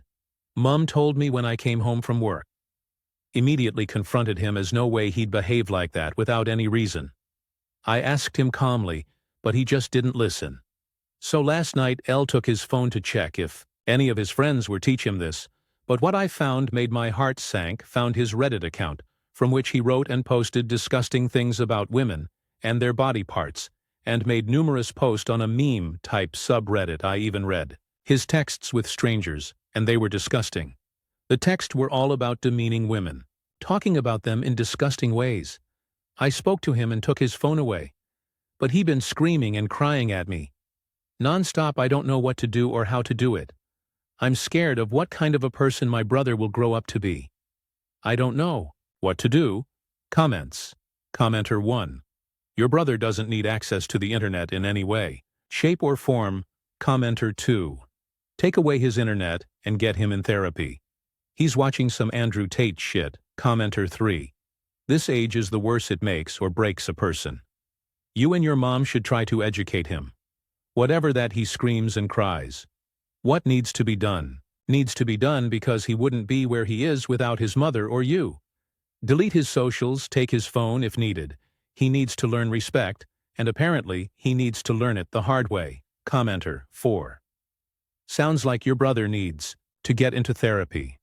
There's something seriously disturbing going on in his head. It could be that he's simple, becoming an incel, brainwashed by certain social media platforms and Reddit threads, and those strangers he texts. It could also be a warning sign of some mental illnesses. He's at that age where signs begin to show. Honestly, he needs help. Hopefully you and your mother and anyone else in the household can keep a united front. This is worrying, and I hope for you and your family's sake it is a horrible phase. Reply, I'll try to see what I can do. Only me and my mum are there in the house, unfortunately, which makes me scared because the way he's behaving is scary. When I took his phone away, he started to scream, cry, yell, and knock the house furniture on the floor. Stories number 15. My 25F boyfriend, 26M of 10 months, is best friends with his ex-20s at F. She refuses to meet me, and it's getting weird. I started dating my boyfriend, Jeff, 10 months ago. This relationship has been amazing so far, and I definitely see a future with him. There's just one problem. He has a weird relationship with his ex that's starting to make me really uncomfortable and suspicious. When we started dating, he often talked about his best friend Jenna, who he also owns a business with. He made it pretty clear that she was an important person to him. I knew they had spent vacations together, and he mentioned hanging out with her parents a few times, too. A few weeks after I met him, I creeped through all his pictures on Facebook, because who doesn't do that with someone they just started dating, and saw a bunch of very coupley pictures of him and Jenna. I also found her Instagram, and looked through it, and it's filled with pictures of Jeff. A bunch of them had the hashtag relationship goals and other similar things, so in this way, I figured out that they had dated. I kept waiting for him to tell me that himself, but he never did. About 2 months after we started dating, I straight up asked him if he had dated her, and he admitted it. He said that they had met in school and had similar ideals and ambitions. They dated for 9 months and broke up a year and a half ago. I asked him why they'd broken up, and he said their relationship was awful, and they worked much better as friends. They started their business after they broke up, and things have apparently been going well between them since then. I started to get kind of suspicious about her, though. When time passed and I still hadn't met her, I met his friends and family pretty soon after we started dating, But I didn't meet Jenna. I went to numerous social events that I'd expect her to be at, but she was never there. There were a number of occasions when our paths almost crossed, and I really thought I was going to meet her, but I never did. For example, I went to their office a few times to meet Jeff after work, and Jenna was already gone. Or sometimes I'd come to meet him and he'd come outside to meet me so I wouldn't have to go inside. Things started to get really weird about 3 months ago. Jeff and Jenna were having an open house night one evening. Jeff came over to my place after work, and we had a few hours to kill before it was time to go. So we went out for dinner and then walked to the office. I was kind of expecting that I'd come in and help them set up. But when we were a block away, he started asking me if I had lots of work to do and saying there was a really nice coffee shop nearby. He actually walked me to the coffee shop and sat me down, then left to go get ready with Jenna. He told me to come to the office in an hour, and about half an hour before I left for the office, I texted Jeff and said I hoped everything was going well and asked if there was anything I could do. He replied and said, "Something's come up for Jenna and she can't be here tonight." I was getting really suspicious at this point. I went to the office half an hour later and sure enough, Jenna wasn't there. People kept asking about her all night, and Jeff told them she'd had a family emergency when we walked back to the car later that night. He told me what happened. While he and Jenna were getting ready, she had a panic attack and said she was scared to meet me. She said she wouldn't be able to handle it, and either had to leave, or he had to tell me not to come. He told her to leave, so she did. Since then, a couple more weird things have happened, and I still haven't met Jenna. Once, when I was hanging out with Jeff, we went to the office so he could grab something. When we were almost there, he looked at his phone and said, "Jenna's still there. Let's just go for a walk." So we walked around the block for half an hour and then came back when she was gone. After that happened, I told Jeff I felt really uncomfortable with the situation.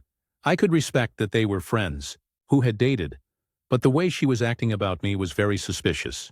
He apologized and said he had actually been really mad at her, but wasn't sure what to do. He also told me a couple other weird stories about things she'd done.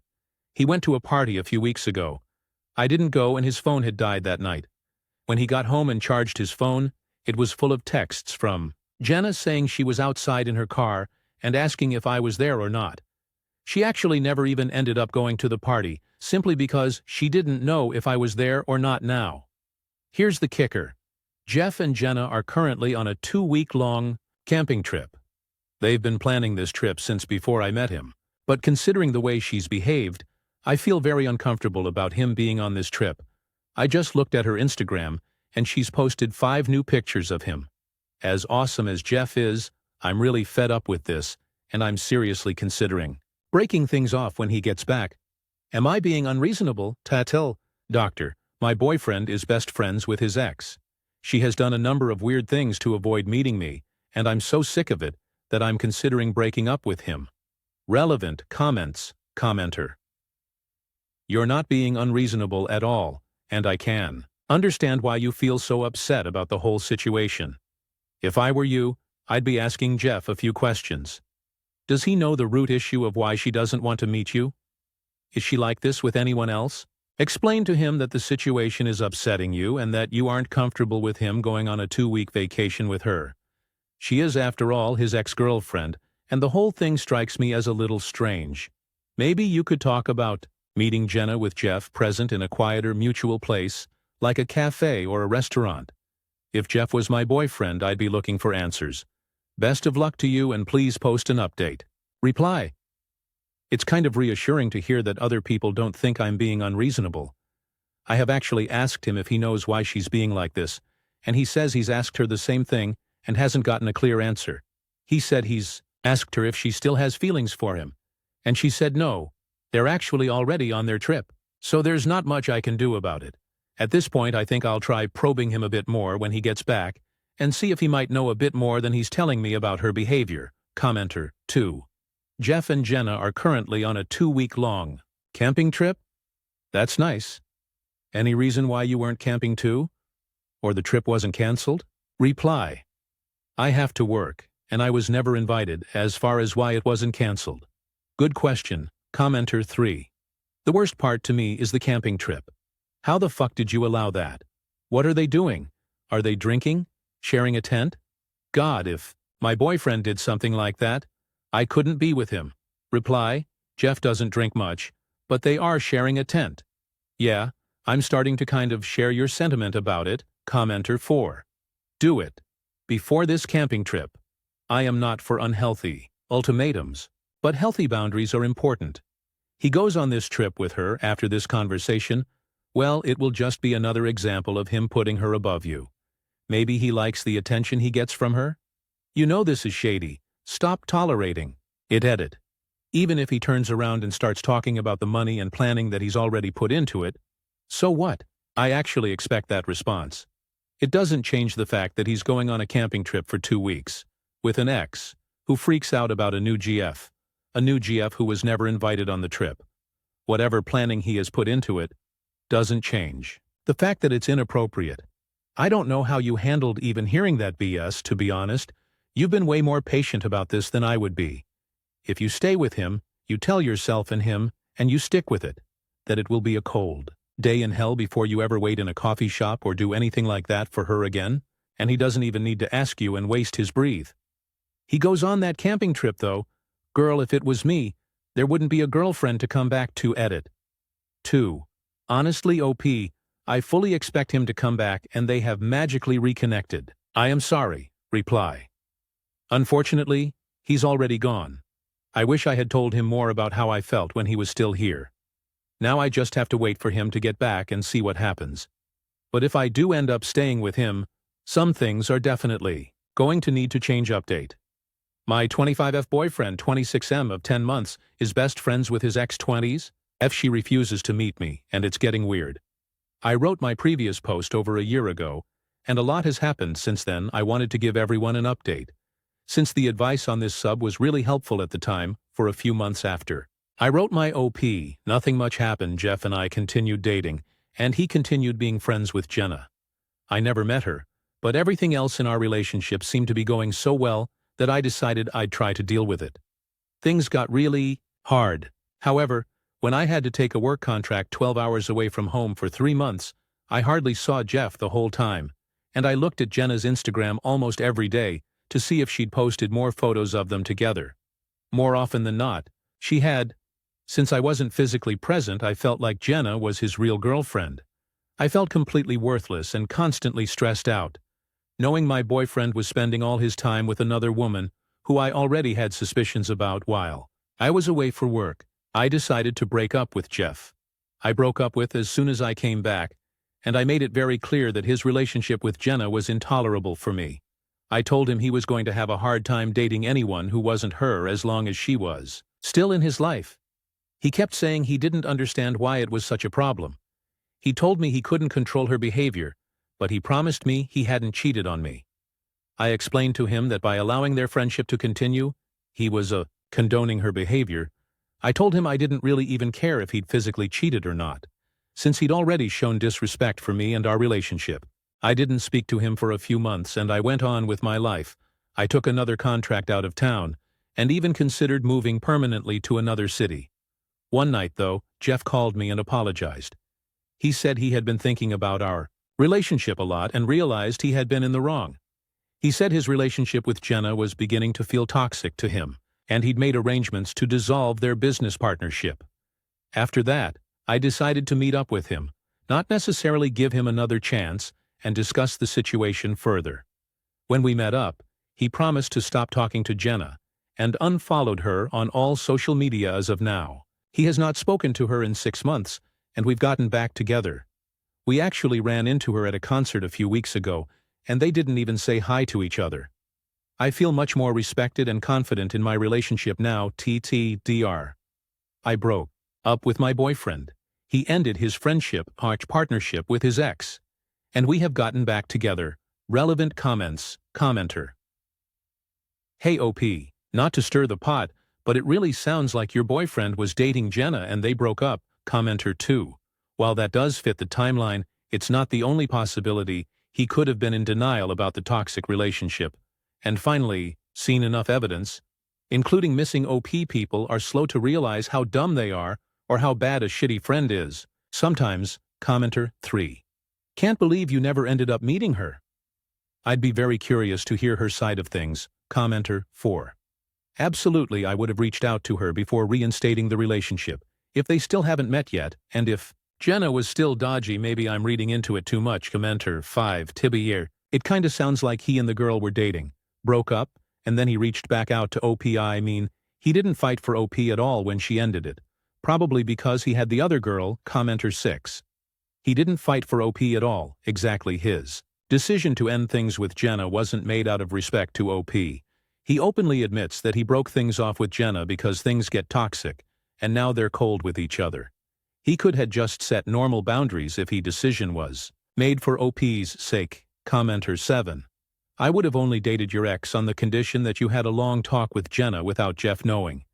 This whole situation reeks of infidelity, and I would be more determined to find the truth than to just accept Akin place after Wars dropped out. Commenter 8. Hey, I'm glad you broke up with him. I'm puzzled that you got back together. That would be a no from me. Too many unanswered questions, too much anxiety and insecurity, too much history of poor prioritization. He cut Jenna off, but what if they start wanting to be friends again? What if he makes a new odd friendship? For your sake, I hope he really has changed, because Jenna was never the problem here. It was Jeff and his poor boundaries. Stories number 16, Aita for feeling betrayed by my husband's lie, and for refusing to hand over the daughter I raised as my own. I 36F have been with my husband 43M for 12 years. We have an 11-year-old son together, and we've also raised his daughter 12. After I got pregnant with our son, he told me he had a daughter from a previous relationship. He was vague, but the timing made me feel sick. She had been born not long after we got together. I assumed I was the other woman, and carried guilt for years, like I'd broken up a family and I was a homewrecker. He never corrected me. Because of that guilt, I threw myself into being the best stepmom I could. I was only 24 and scared, but over time this little girl became my daughter. I've done the day-to-day parenting for over a decade. School, doctors, birthdays, late nights. She calls me Mom.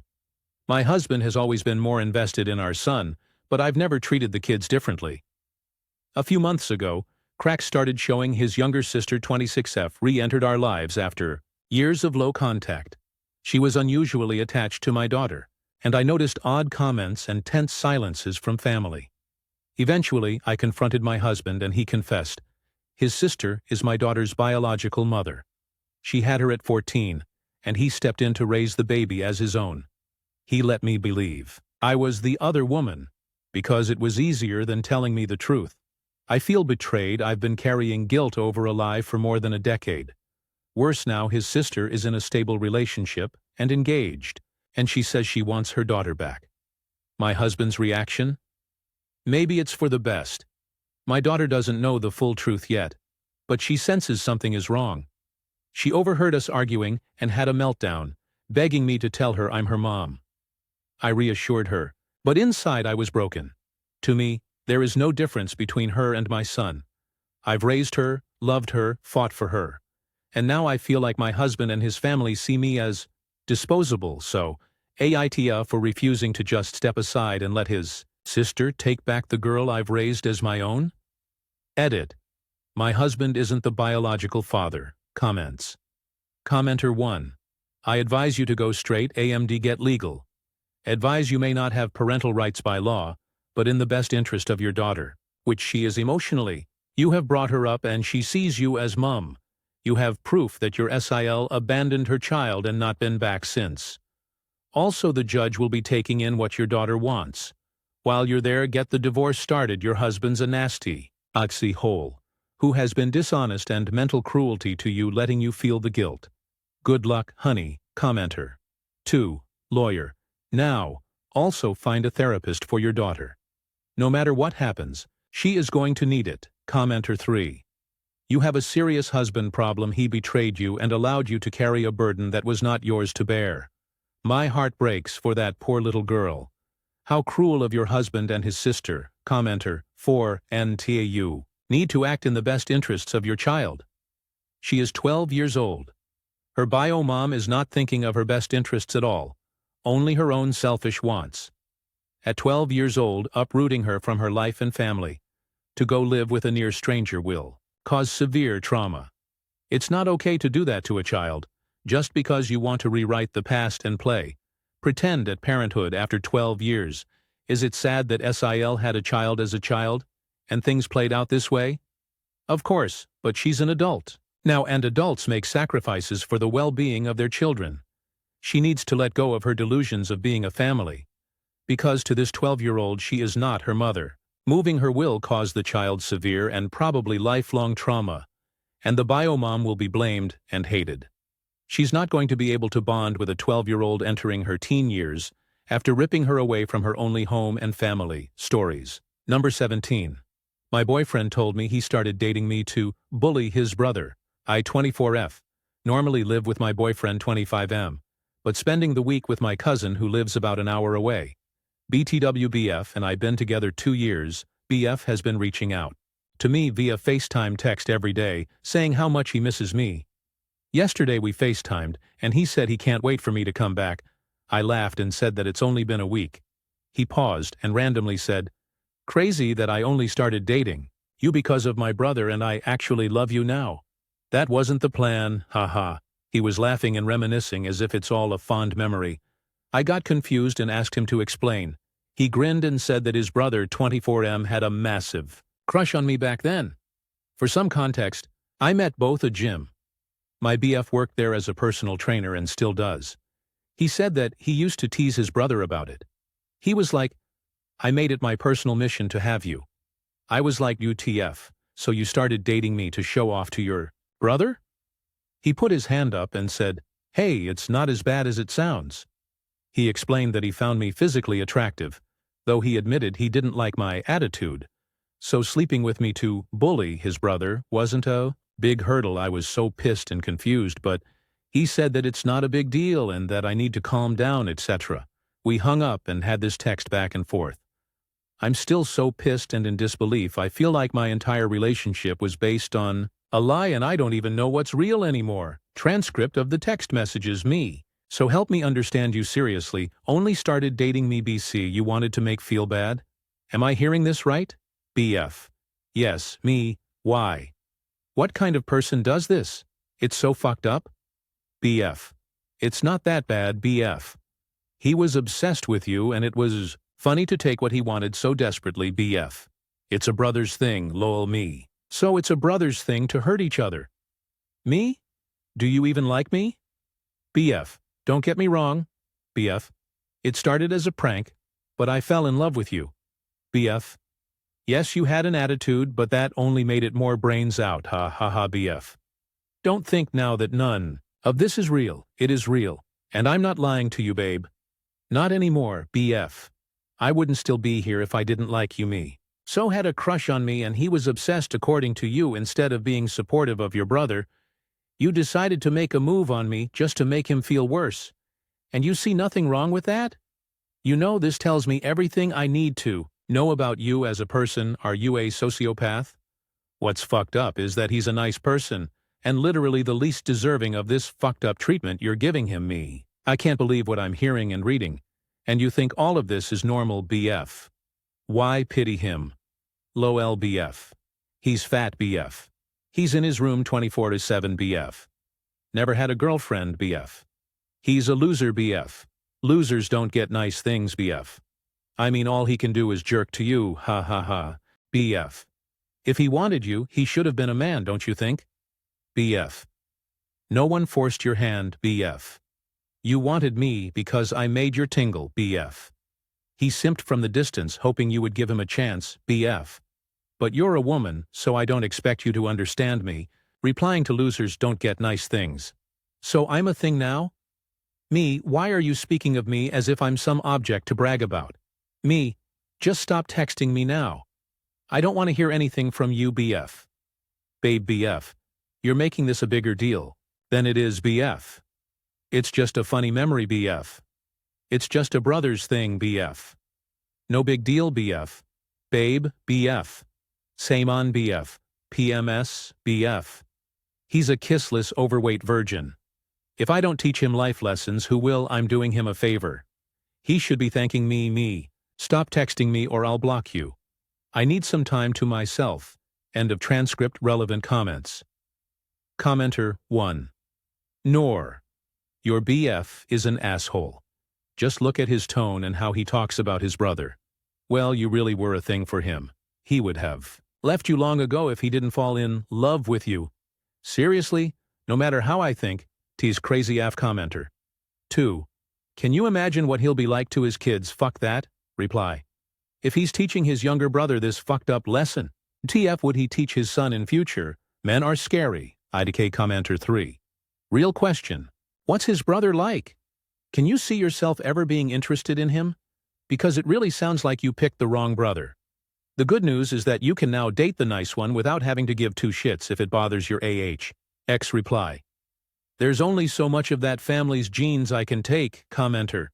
4. This is 100% not a brother thing. I'd move heaven and earth for my bro update.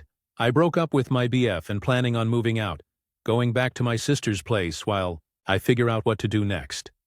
I canceled my gym membership at the gym he works at because I don't want to see his face anymore. I texted his brother that I found out everything because my ex was stupid enough to confess his stupid scheme, like I wouldn't dump him over it. I told his brother that I'm sorry for the hurt he's been through and that I'm always here to listen if he wants to talk. Edit. Can y'all stop telling me to have sex with his brother? It's getting weird of a real life is not porn, you weirdos. Stories number 18. My dying husband, M35, has forced me, F31, out of our house to start a new life. Joshua and I have been married for 8 years, together for 9. We do not have any children and have never wanted them. This will come into play later. To give you some backstory, Joshua has had heart complications since he was a teen and had a heart attack in his early 20s. Since then, he has had heart palpitations, blood clots, etc., and all of it started happening more frequently as of this year. 2025, April of this year, he was diagnosed with heart disease and given roughly 4 to 7 years on his current heart. Yes, he was asked if he would like to be put on a transplant list and is currently waiting for a replacement if he can get one in time. The chances of finding a heart and it taking to the new body are slim. Even slimmer if you work out regularly. So I'm told. Fast forward a few months to the last week of July 2025, Joshua said he needed to sit down and have a talk about something that's been on his mind for a while. What came next was nothing short of devastating. We sat down together on a random Saturday in July 2025. Don't remember the exact date. As I mentioned earlier, we don't have kids. We have never wanted kids. He told me he's been having visions from the gods. He is true about him and his son. And it's the plan of the gods for him to have a son, to leave behind a legacy. He asked if I would be the mother of this son. I will never forget the look in his eyes when I questioned that, as if me questioning these visions was the equivalent of me killing his dog. He got very angry and very defensive. I have never wanted kids and never will. And he knows that, so for him to ask that of me when he wouldn't even be there to raise him blew my mind. I was speechless. I told him no. He figured that's what I would say. So he then proceeded to tell me about the plans he's been making behind my back for the last 6 to 8 months. He would be the main parent and someone who he works with will be the godfather and take over once he passes. He told me if I wasn't willing to bear his child, he would look into adoption. Then told me if I wanted to stay in the house, I would have to be a mother figure in some way or another. Through tears, I pleaded with him. I suggested mentoring, volunteering somewhere, etc. That way he could make an impact in several children's lives. He refused to hear any of it. The gods had sent him a vision, and that's all he could see. The conversation ended with him suggesting we go separate ways, and me unwillingly agreeing I love him so much, and if that meant losing him so he could live out this new dream, I would do it. Fast forward to a week later. He wanted to talk again. I thought to myself, maybe he's reconsidered and thought about some of the other paths I suggested. No, he told me he is gay. I know what you're thinking. Weren't there signs? How could I not know? Well, we had been in an open marriage for several years prior to this conversation. But he only ever brought in other women. When I suggested maybe brining in another man, he shot it down every time. So the thought hadn't even crossed my mind, and It all made sense. He then told me he had been planning this new life since November of 2024, and he's been planning it with another man, David. Another punch to the gut. Like I said earlier, we've been married for 8 years. Why be with me and waste my time knowing you're gay? He then told me that David needed to be moved into the house by Sept 1, 2025. Joshua only has a few years to make this happen, and there was no time to waste. From what I was told, David refused to move in while I was still living at the house. Joshua has known David for a year, and only at work, not outside of work. As it turns out, David has a severe brain injury that puts him in a constant state of paranoia. Not really the best environment to raise a child. In my opinion, who in their right mind would give a child to these two? Backing up for a second, I started thinking, why did he start planning all of this last year? This was well before we found out the timeline. On his heart in April 2025, I'm not even sure his heart condition is as severe as he's made it out to be. As far as I'm aware, if you have heart disease, shouldn't you be taking medications for it? He's on no medications. He would never allow me to go to any of his appointments, and I've never seen any proof. Maybe this was his way of trying to push me away. Maybe he thought if I knew he was dying, I would leave him because I wouldn't want to deal with the heartbreak when he passes. I planned to be with him until the end. When that didn't work, I can only assume he finally decided to tell me the truth about his sexuality, knowing I wouldn't stay, because there would be no way we could be together. Fast forward another month, I couldn't live under the same roof as him anymore. My heart couldn't take it. I ended up moving out the last week of August 2025, and I've been living in my new place for almost 2 weeks. We left things on good terms and agreed to stay friends. But I lost my husband, my best friend, and the life we built. I'm devastated. We're still married, and he suggested we stay married and still stay friends until we need to divorce. He promised me the house when he does succumb to his heart failure. Yes, I'm on the deed and promised to keep me as the beneficiary to his life insurance, because per his words I'm owed at least that. Let me be very clear. I do not care about the money. I don't need it, and I'm not sure I want his pity money. He never once has tried to see all this from my perspective or how it's affecting me. I never got an apology. He never showed a single ounce of emotion, just proceeded to push me out as fast as possible because of his timeline. I'm the only one who stuck by him when no one else did. I don't know if he would even be here to plan his new life if it weren't for me. But he's so happy to plan his new life like I was just some throwaway person that kept him occupied until the new shiny thing came along. I found out recently that David backed out of the plan entirely. Joshua no longer has someone to raise this child with and no one to take over once he passes. He's reached out several times since then. I know he's hurting right now. Feelings are finally sinking in for him. I'm no longer there when he expects me to be. My worst fear is that these feelings will become too much for him. Only I won't be there to talk him down this time. He's still my person, and I'm torn between setting my own healing journey aside and make myself available for him. Do I continue to be there and give him my support and reassurance? Do I cave and be in this child's life because it will make him happy, even though it's not what I want for my own life? The game of tug-of-war between my heart and mind is real. Comments. Commenter 1. If his heart was doing so bad and he was put on a transplant list, he would be on medication, and since he has blood clots, he should at least be on blood thinners. I think he spent years lying to you, and you're better off divorcing him. Let's say that he's telling the truth and he has heart failure. Unless he got a woman pregnant or went with a surrogate who agreed to be the surrogate for a parent who's dying, there would be no chance for him to adopt a child if he's dying. I think he needs to be seen by a psychiatrist for his visions, because this entire story screams that he has mental health issues. Commenter. 2. Him having diagnosed heart failure and taking no medications is a huge red flag. With heart failure, you have to take at least 4 different pills. Reply. Also, while I'm not an adoption specialist or anything, I really doubt that any reputable adoption agency or government agency is going to flip a kid to a man who's quite conceivably going to be dead of heart failure sometime in the next 5 to 6 years. There are elements of the story as told by him that reek. Commenter 3. He's your person? You're not his though, and that's obvious from how he's behaved. Why would you put yourself through any more heartache for a double-dealing, hallucinating ingrate who spent a year planning your removal? I wouldn't be surprised if the diagnosis is BS, because wouldn't that just be on form for him? Also, if your name is on the deed of the house and you've paid into it, why can't it get sold so you can liquidate anything financially tying him to you? Please don't look back and let this garbage human mistreat you any longer. Unless there's some qualities to him that you haven't mentioned, he doesn't deserve you as a friend. Reply. I guess I should rephrase now that we're separated. He was my person. I let him keep living in the house because we split bills and the house is something he's been paying for. So I feel like I don't really have the right to take that from him. Unfortunately, cutting all financial ties is easier said than done.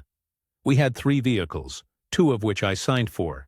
He's managed to sell one, which my name is not on, and is trying to sell the other 2, before he has to have them voluntarily repossessed, as he can no longer afford them because he also lost his job earlier this year. It's a mess, honestly. Commenter 4OP. Let me ask you a question here. You reckon that you deserve to be somebody's second or third choice? Do you reckon you deserve to be a dude's backup plan because his crazy, a man must have an heir plan with some other dude fell through the minute he actually tried to implement it? By your own admission, it's been less than a month since he threw you out of his life like day-old fish. Whatever he might or might not be feeling about the inevitable, expected consequences of his decisions and actions, not your problem anymore. He's made it very clear that he didn't give a fuck about you, beyond what you could do for him. Nothing has changed, except you're not living in that situation anymore, and his plan A fell apart in the cold light of day. I get you've still got feelings for your husband, but he's demonstrated who he really is, already. Take him at his word. Reply. You are absolutely right. I am coming to the realization that I've been manipulated for years. From his heart condition, convincing me to join him in an open marriage, to now trying to get me to have a kid with him. Stories number 19. Aita for telling my Bill that helping around the house might lead to more intimacy. Last weekend my husband M42 and my F42 went golfing. I asked my husband how it was going and he said, "Good, but Colin Bill 41 won't shut up about how him and Marie have like no intimacy. It's annoying." I was with my sister F40 and all of our kids at the time, so I asked her what was up. She just rolled her eyes and told me that Colin won't help around the house, so by the time she gets home from dinner on the table, gets the kids ready for bed and school tomorrow, she's exhausted and just wants to read a little before bed. She said he'll come home from work and will work out, or watch sports, or find any excuse to be busy so he doesn't help. Flash forward to dinner later that night. Everyone is done eating, so my husband gets up and starts clearing the table. When Marie and I get up to help, he waves us off and he says that he and Colin would do it since they golfed all day and he knew how tired we were after being with the kids. This was after he had ordered the dinner, picked it up, and brought wine and ice cream from my favorite place to go with it. Colin, predictably, said he had something too and went to walk outside. I said, "Colin, maybe if you helped clear the table then Marie might be in the mood later." Colin lost his shit. He started ranting about how he's busy and how he doesn't have time to help, and that he doesn't want a transactional relationship where he has to pay for sex with favors. It got pretty heated because I didn't back down. At one point he pointed at my husband and said, "What, you'll blow him tonight because he did the dishes?" I explained that it wasn't about doing the dishes. It was that my husband helped out when he knew I was tired and had taken care of dinner and wine and dessert. Colin ended up storming out and driving away. He didn't come back to the house until after we left. Marie says he hasn't said a word to her since Saturday night. I feel kind of bad because it wasn't necessarily my place to say anything, and now Marie's marriage is paying the price. But on the other hand, maybe me saying something will be the wake-up. He needs to realize he's not acting right. Comments. Commenter 1. Her marriage was already paying the price. Bill knows exactly why their marriage is falling apart, he just doesn't care because he thinks it's helping and not equal responsibility. Honestly, I'm petty, but I'm glad he got called out and felt humiliated, because he should. Commenter 2. I'm going to guess that him already being somewhat aware of it played a large part in why he responded so angrily. 2. It's a lot harder to dismiss your partner's concerns when a third-party witness speaks up. He doesn't want to realize that he's been unreasonable, But now he also has to confront the fact that he's been an asshole, and his family knows about it. Update. A couple points before the update, my BIL is married to my sister. It's not my husband's brother. The four of us have no problem discussing this kind of thing. To those that said my husband is awesome, you're right. He's kind and caring and the best partner I could have hoped for. We're a team. So much so that when our first was born, the nurses made a comment about how we seemed like old pros. Plus, he understands how important ice cream is. To those who DM'd me to tell me that my husband isn't a real man because he does dishes, trust me. He's very much a real man. The update. More than a few people said I overstepped and commented on something I shouldn't have. Fair enough. I FaceTimed Marie and apologized for doing so. I explained my intentions to try to help point out to Colin that he had an opportunity in front of him to assist. But I also recognized how unfair it was to her to do it the way I did. I also told her I was very sorry to suggesting that she would have any sort of intimacy, because I essentially took away her agency. I didn't intend to tell Colin that doing dishes would definitely lead to sex, but I recognize it did come across that way. She told me not to worry about either thing, but she accepted my apology. She also mentioned that Colin finally spoke to her and admitted he was very stressed out at work and just wanted to come home and not do anything for a while at night, so he could unwind. They are working N ways for him to be a better teammate around the house without feeling more stress. I also apologized to Colin directly for overstepping a boundary. He said he was sorry for losing his temper and that he knows he lashed out of embarrassment for being called out in front of Marie. And my husband, while we were talking, my husband poked his head in the room and offered to host a cousin sleepover for their kids soon, so Colin and Marie could have a night to just chill and be together. Both Colin and Marie tried to say it was unnecessary, but he insisted, and they relented. He said he'd take all the kids out for breakfast as well because he'll take any chance to get breakfast at a diner. Like I said, the man is an absolute gift, TLDR. Apologies all around. Communication wins. Hubs is the best commenter. Your husband is awesome. Loving that he offers to babysit, just so he can get him. So diner breakfast. I will take all the kids, but I'm getting pancakes out of it. Reply. He loves breakfast at diners. I'm positive he'd be content eating a diner, breakfast 3 meals a day.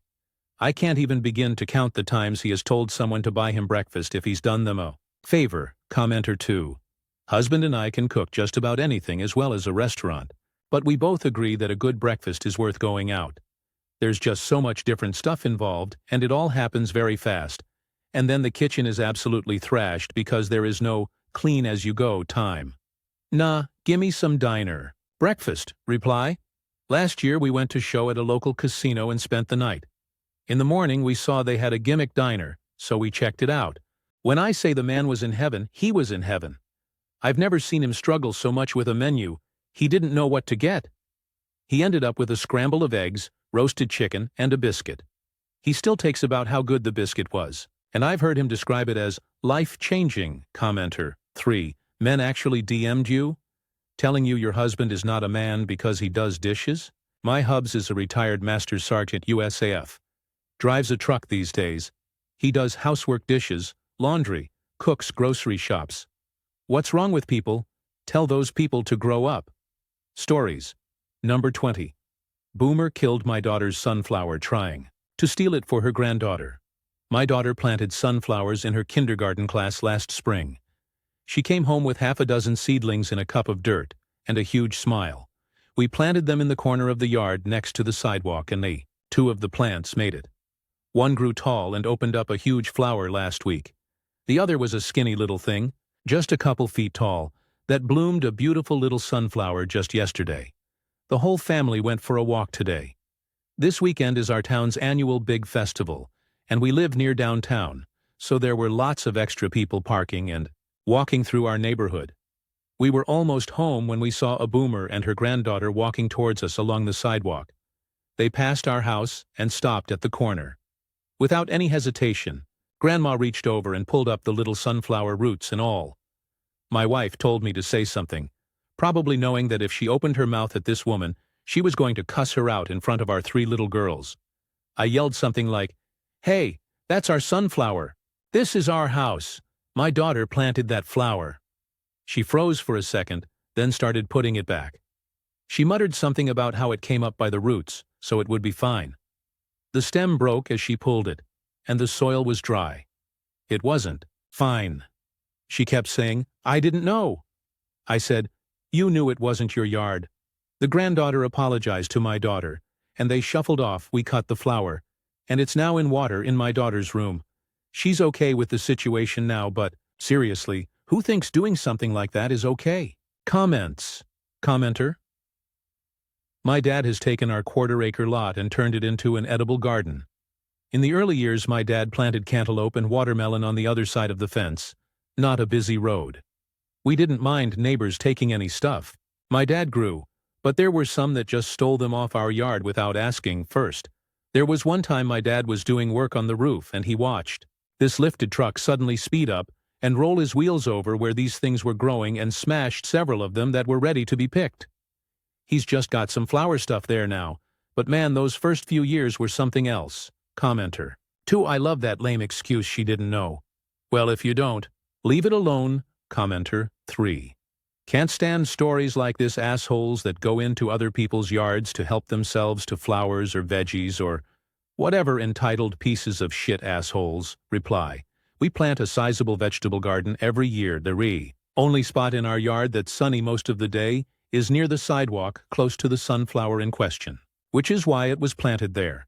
We've had issues with people taking vegetables.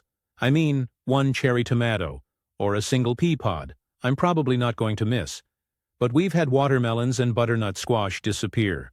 One older lady even told us she'd taken a squash, and giggled that she didn't think we'd miss it since more were growing.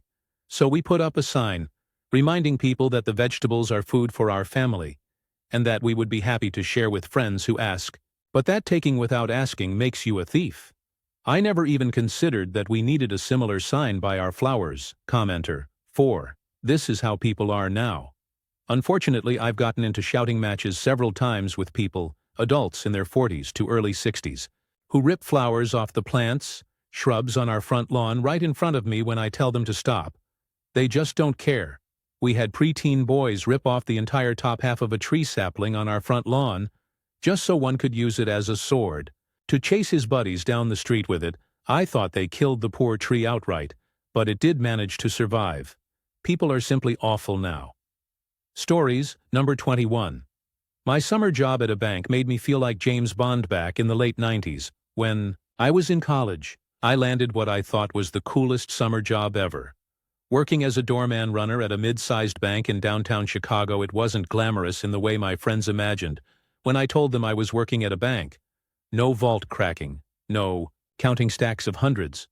Mostly I stood at the doors, directed customers, occasionally walked deposits upstairs, and did whatever the managers asked. But to 20-year-old me, it felt like my first real adult job. The bank issued me this sharp navy jacket with matching slacks. The jacket had a subtle crest on the pocket and was cut better than anything I'd ever owned. I'd always been kind of lanky, so slipping into that thing made me feel like I'd suddenly leveled up in life. I wasn't just a broke college kid anymore. I was Mr. James. My friend and fellow runner, Chris, used to joke that the bank uniform gave us fake authority. He'd say, "Man, you look like you're about to tell someone they can't get into a nightclub." And honestly, he wasn't wrong. We looked more official than we were, and people treated us that way too. The McDonald's lunch incident. Normally, we ate in the bank's cafeteria. It was convenient, cheap, and we only had a 30-minute break. But one summer afternoon, Chris convinced me to walk over to the McDonald's in the mall across the street.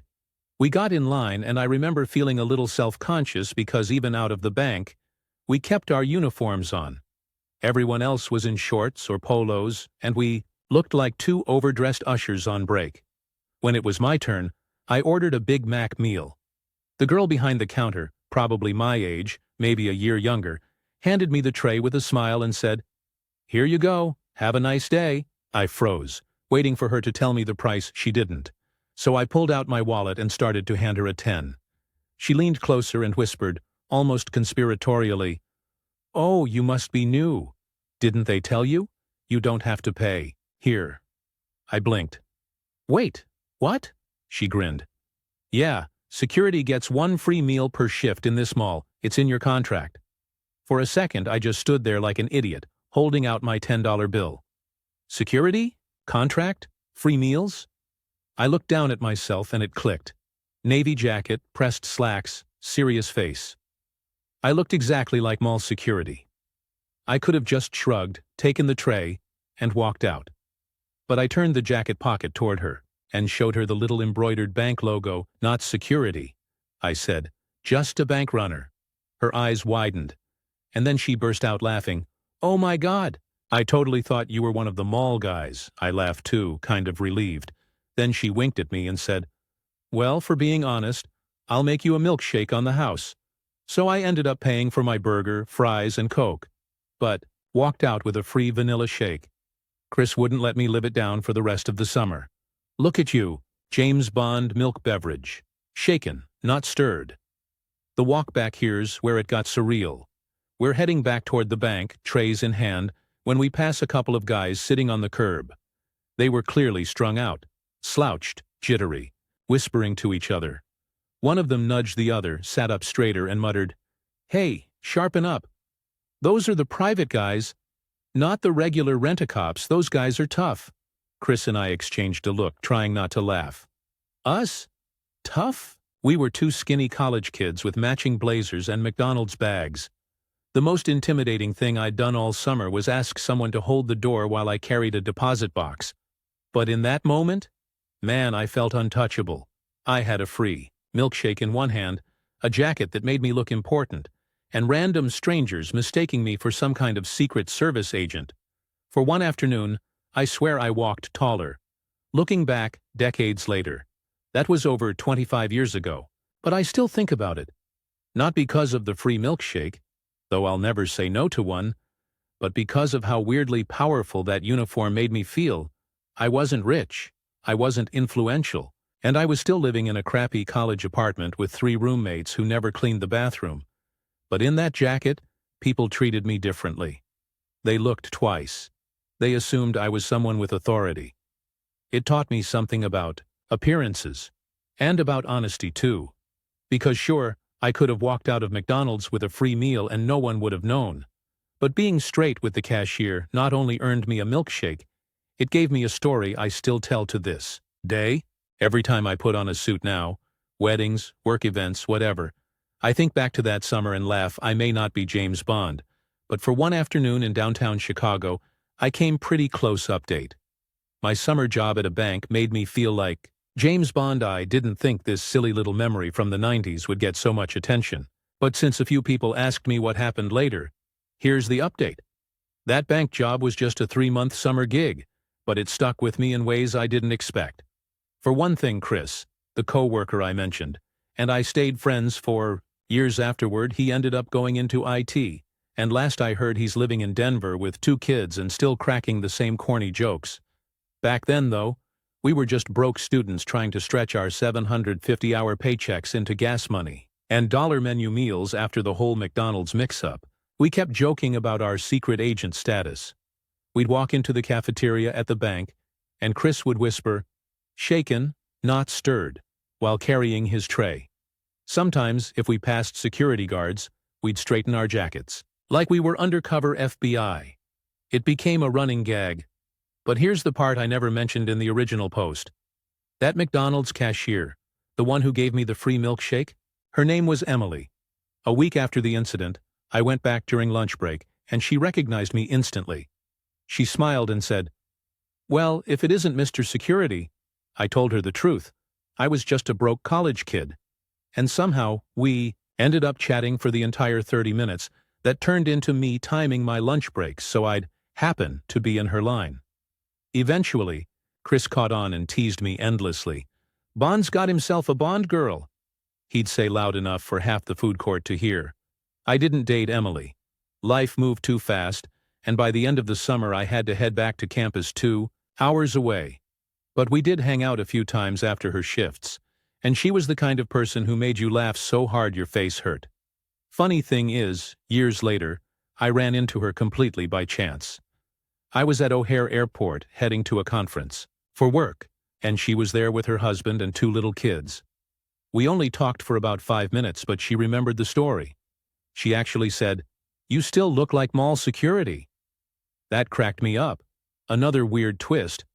About a month after the McDonald's incident, the actual mall security team came into the bank on some errand, and one of them pointed at me and said, "Hey, aren't you the guy who tried to use our free meal policy?"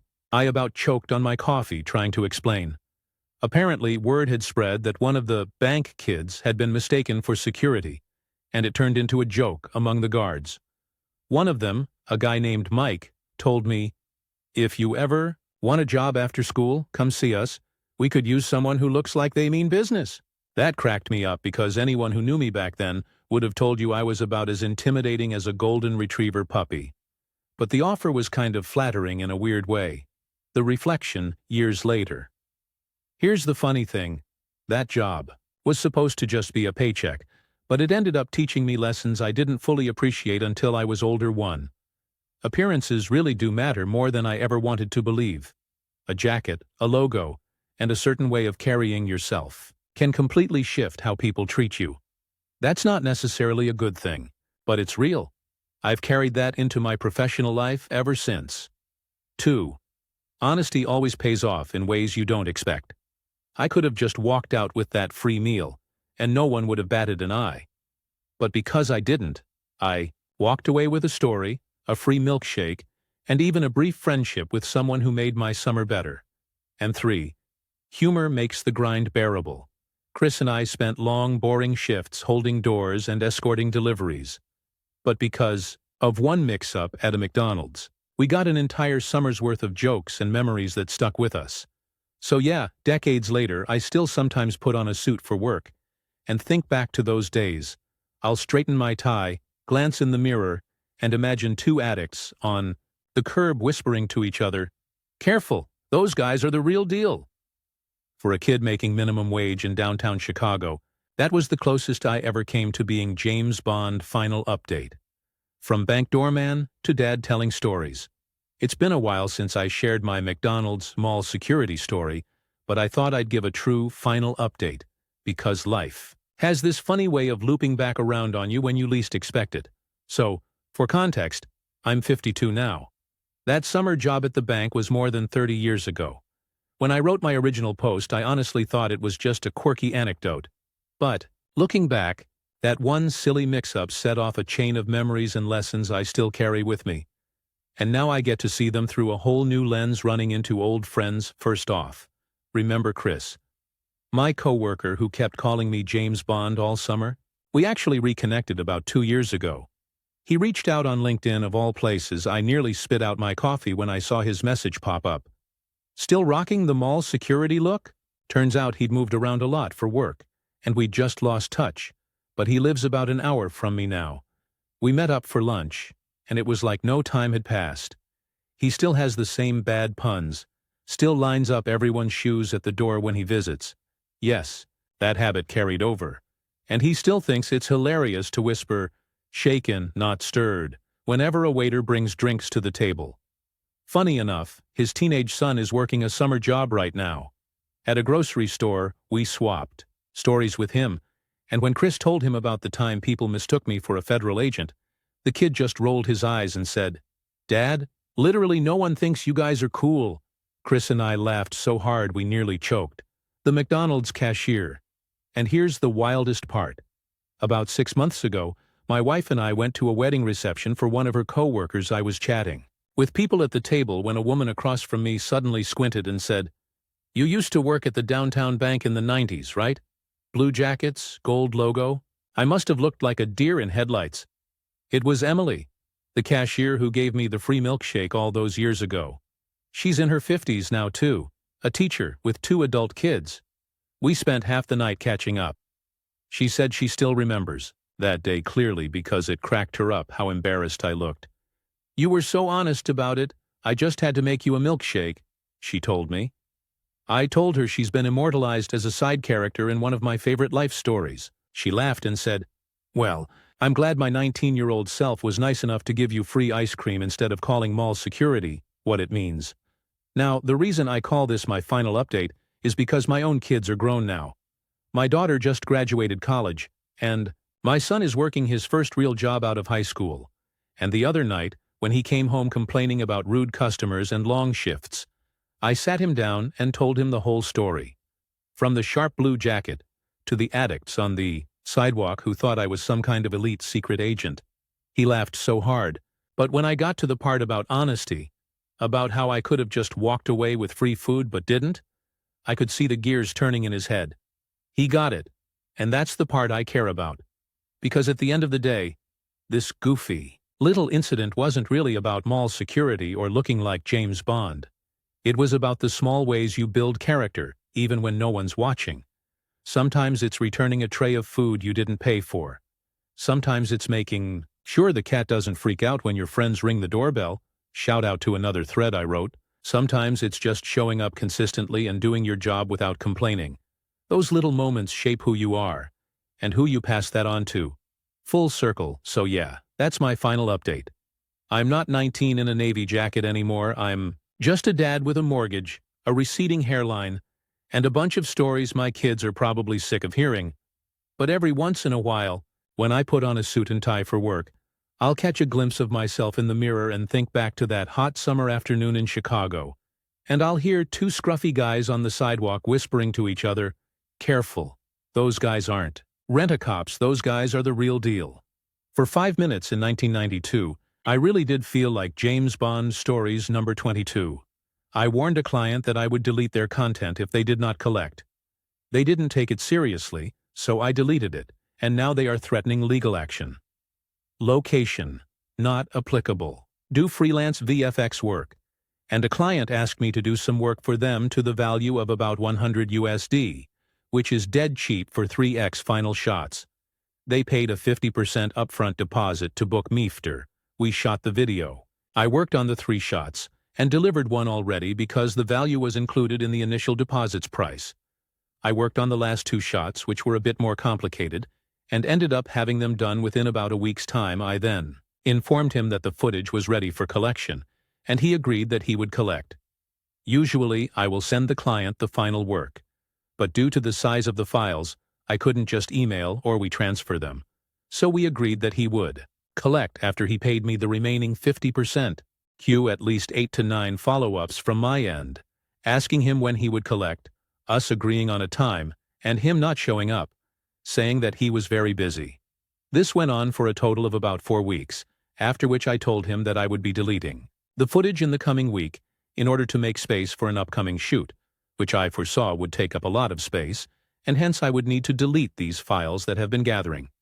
I sent him a message on the Sunday of that week to tell him that I would be deleting the footage by next Saturday evening, and he said that he would come by in the week to collect. I had to follow up again the next day, and we set a time again to do the collection, but he didn't show up either. Too busy again, I then sent him a voice message on the Thursday, reminding him of the pending deletion, which went unanswered. I then also sent a text on Friday to confirm that he had listened to it, which he confirmed he did, and would try to collect on Saturday. Same story on Saturday. He says he's coming, but then gets caught up. So I deleted the footage. That Sunday morning, I didn't hear from him until the next Thursday, when he asked if he could come collect the footage, which he was aware that I had deleted. I told him that I didn't have it, and then he proposed that he give me the raw footage again for me to redo. I told him that I would not be redoing it, as I had neither the time nor the space to redo it. He seemed to want to fight me on this, so I blocked him. He then showed up to my workplace under a false name the next day, but I knew it was him as he left his number with the receptionist, and it matched the blocked number today. I received an official letter of demand via email, requesting that the work be done by the 8th or else legal action would be taken.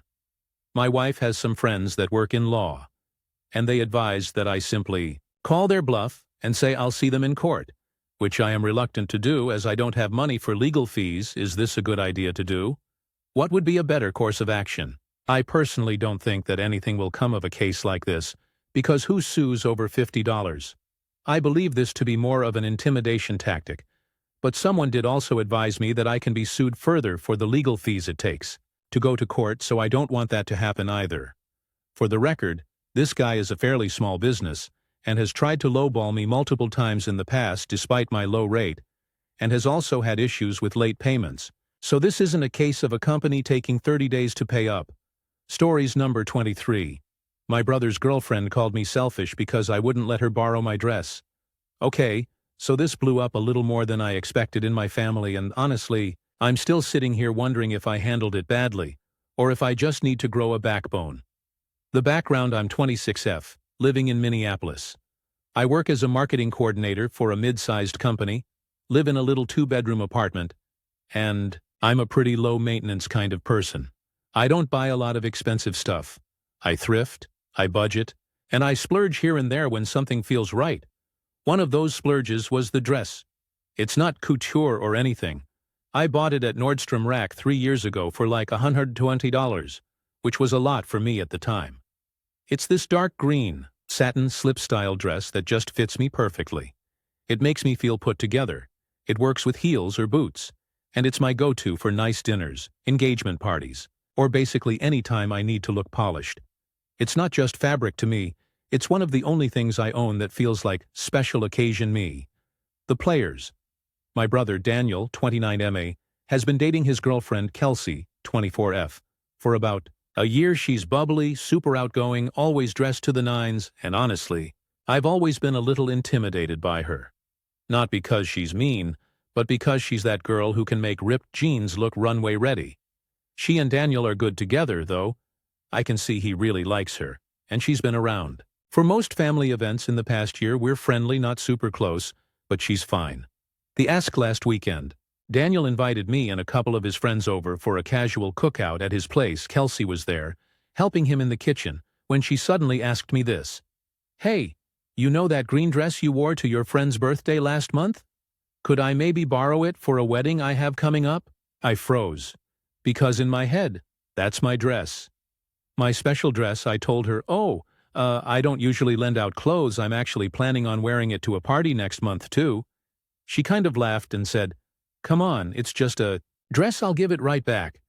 I don't have anything in that shade and it would look perfect." I hesitated, but I still said no. I explained. "I just don't really lend out clothes. I'm always worried about stains or stretching, and it's kind of my go-to for special occasions." Sorry, that's when Daniel gave me this look. Like I'd just announced I don't recycle or something. Kelsey rolled her eyes, laughed again, and said, "Okay, geez, didn't realize it was that deep." "Forget I asked."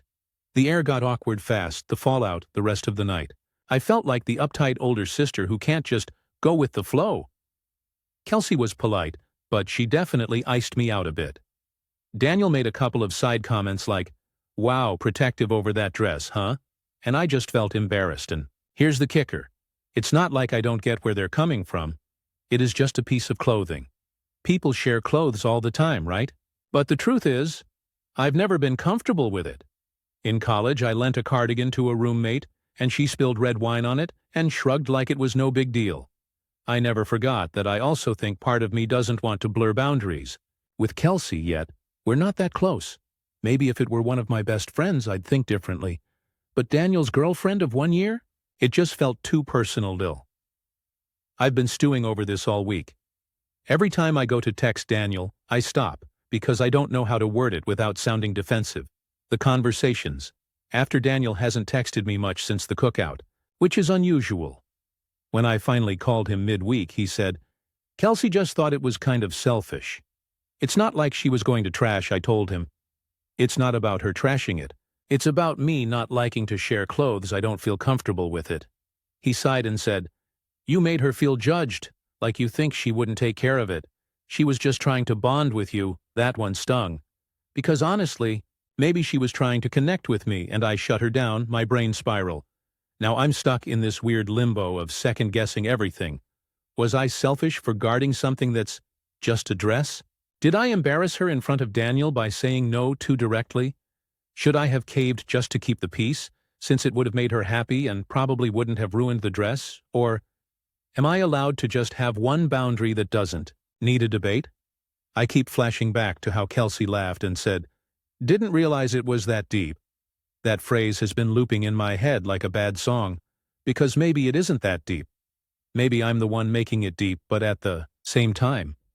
If someone asked to borrow my car, or my laptop, or my favorite book, and I didn't want to share, would that make me selfish too? Or just protective of my stuff, where it stands? Now Kelsey hasn't texted or called me since Daniel is still a little frosty. Though not outright hostile, I'm supposed to see them both at my parents' place next weekend. And I'm dreading the tension. I'm half tempted to just go buy her a dress as a peace offering, but then I wonder if that makes me look like I was being selfish, and I'm trying to backpedal. The main Aita sub actually banned me for not being real when I first tried posting this, which kind of pissed me off, because I'm just a girl trying to figure out how to navigate family dynamics without losing my sanity. So yeah, that's where I'm at. TLDR, my brother's girlfriend asked to borrow my favorite green dress. I said no because I don't lend out clothes, and I was planning to wear it to an event anyway. She called me selfish, my brother agreed, and now things are tense. Am I being ridiculous over just a dress? Or do I get to keep my boundaries without being painted as the villain? Update. The dinner. So the weekend came and I knew I couldn't avoid the family dinner at my parents' house. Daniel and Kelsey were both there. My stomach was in knots because I had no idea if this would blow up into a full-on argument or just be awkward silence. I walked in, smiled, and tried to greet everyone normally. Kelsey gave me a polite nod but didn't make eye contact. Daniel was standing by the kitchen, juggling a plate and a beer, giving me the occasional side glance, half amused, half like he was wondering if I'd bring up the dress thing. My mom, noticing the tension immediately, said cheerfully, "Why don't we all sit and eat? Everything's on the table." We sat, small talk happened. Weather, my job, their recent trip to Chicago. But I could feel Kelsey subtly picking at the corner of her napkin, like she wanted me to talk to her. I debated whether I should break the ice and apologize, or just let it go. Finally, I decided honesty was better than silent passive aggression. "Hey, Kelsey," I said quietly. "I wanted to bring this up so it doesn't linger about the dress. I'm sorry if I came across as judgmental. That wasn't my intention. I just have this thing about my clothes, and I didn't want to lend it out." She looked up at me, eyes slightly surprised. For a second, I thought she was going to roll her eyes again or snap, but she just exhaled. "I get it," she said softly. "I guess I overreacted. I didn't realize it was important to you. I just thought, it's just a dress," I nodded. Relieved, "Yeah," I said.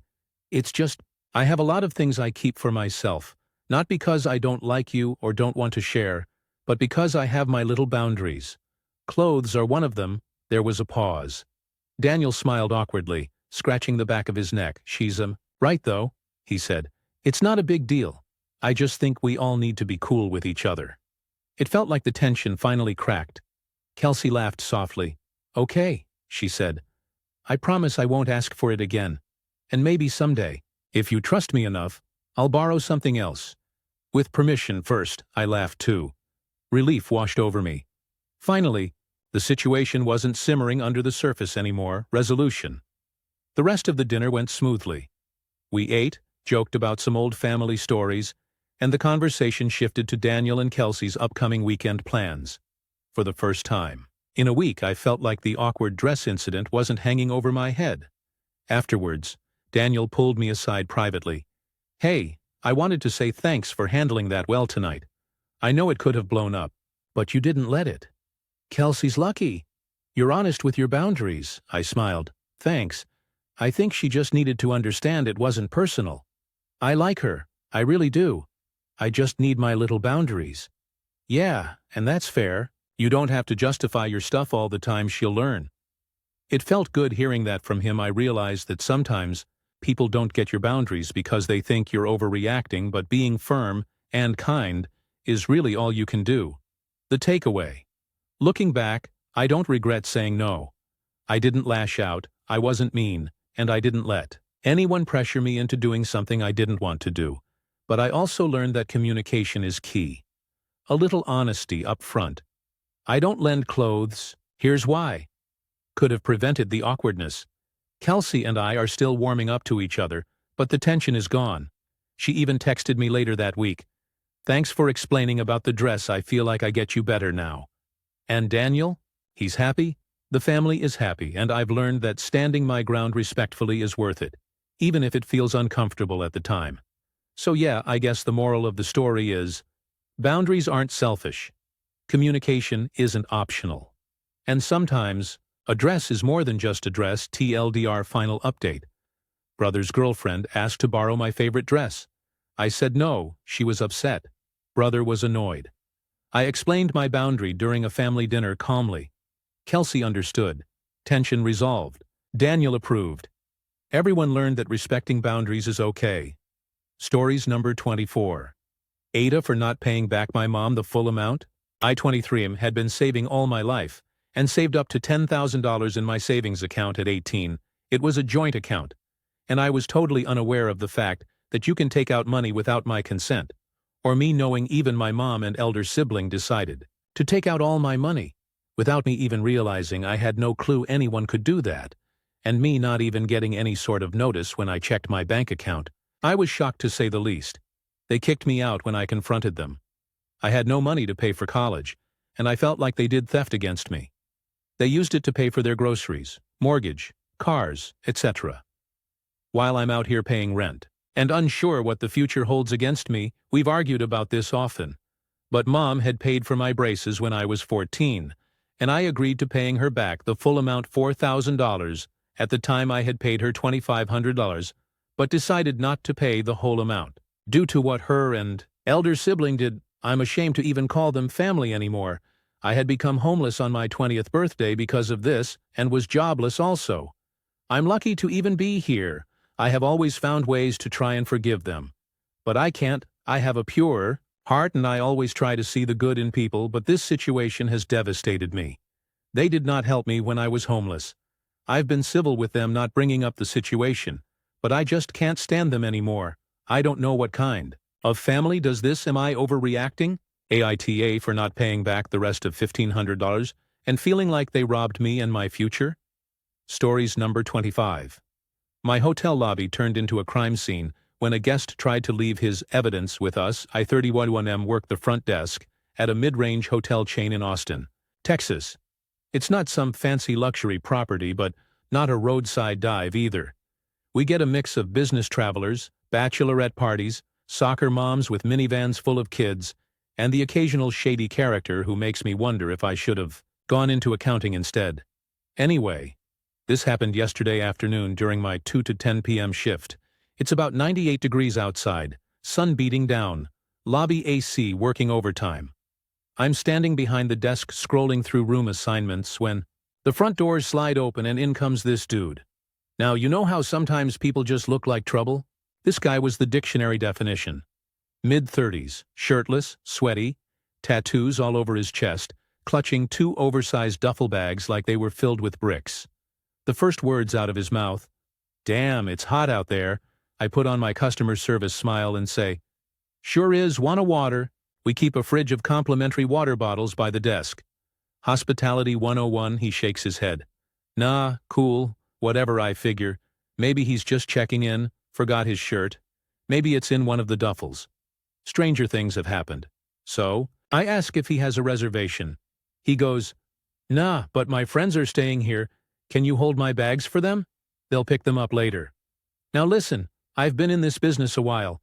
People ask us to hold bags all the time. Usually it's because they've checked out but still want to explore the city before their flight. Totally normal. But this guy?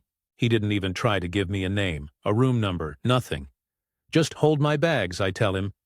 "We do charge a small storage fee if you're not a guest, and I'll need to know who's picking them up."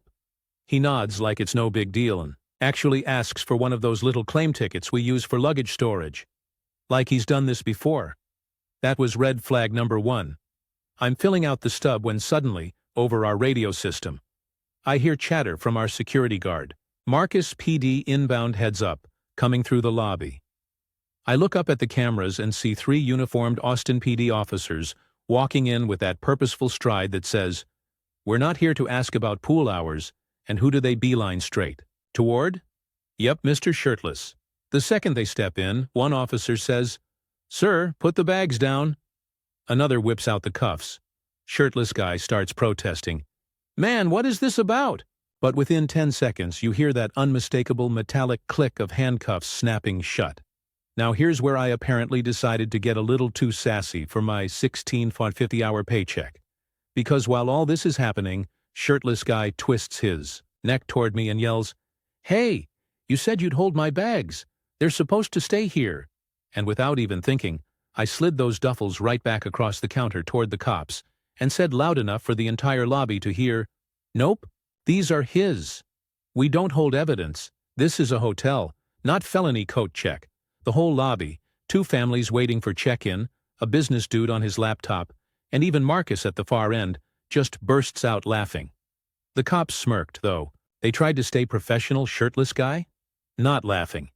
He kept arguing mid-arrest. "No, man, he said he'd watch 'em. That's a deal. You can't go back on it. My dude, the promise has been vetoed by law enforcement. You can keep your deal with the state of Texas now." The officers asked me a few questions. Did he check in? Did I know him? Did I open the bags? No, and hell no. They took them and left. Lobby went quiet again like nothing happened. 10 minutes later, a mom asked me if late checkout was possible. Like we didn't just watch a live episode of Cops: The Aftermath later that evening. Marcus told me the word around the officers was that shirtless guy was wanted for burglary, and the bags probably had stolen goods inside. Apparently, he thought he could just drop them off at a hotel like we're some kind of free evidence locker until things cooled down. Corporate called me today because the officers mentioned my felony coat check comment in their report. My manager, Dana, pulled me aside and said, "So, apparently you were funny yesterday?" She couldn't stop laughing. Said as long as I didn't swear or insult the guest, she didn't care. Random reflections. Working at a hotel means you see humanity in all its forms. I've had people propose in the lobby, people throw up in the potted plants, and now, people trying to stash their crime bags like it's a cloakroom at a wedding. Marcus swears he's going to make t-shirts that say, "This is a hotel, not felony coat check." Honestly, I'd buy one. The funniest part? 2 hours later, another guest came up asking if we could refrigerate his insulin. Totally normal, reasonable request. But when he said, "Can you hold something for me?" I swear my PTSD kicked in for a second. Anyway, that was my Tuesday. If anyone ever asks you to hold a bag without checking in, just remember, you're not running an evidence locker. You're running a hotel. And if you work in hospitality, tip your front desk people. Because sometimes, we're the only thing standing between a smooth check-in and a live police sting update. My hotel lobby turned into a crime scene when a guest tried to leave his evidence with us. Hey everyone, OP here. I wasn't expecting the original story to blow up like it did Marcus. Our security guard actually found the thread and texted me, "Bro, we're famous," which now has me mildly panicked that corporate will see this. But whatever, if I get fired, at least it'll be for the internet's entertainment anyway. On to the update. A bunch of people in the comments wanted to know what happened with the duffel bags, and the guy I finally got the full rundown yesterday when APD Austin Police Department came back with follow-up questions for me and my manager, Dana. What was in the bags? So apparently shirtless guy's luggage wasn't clothes or toiletries.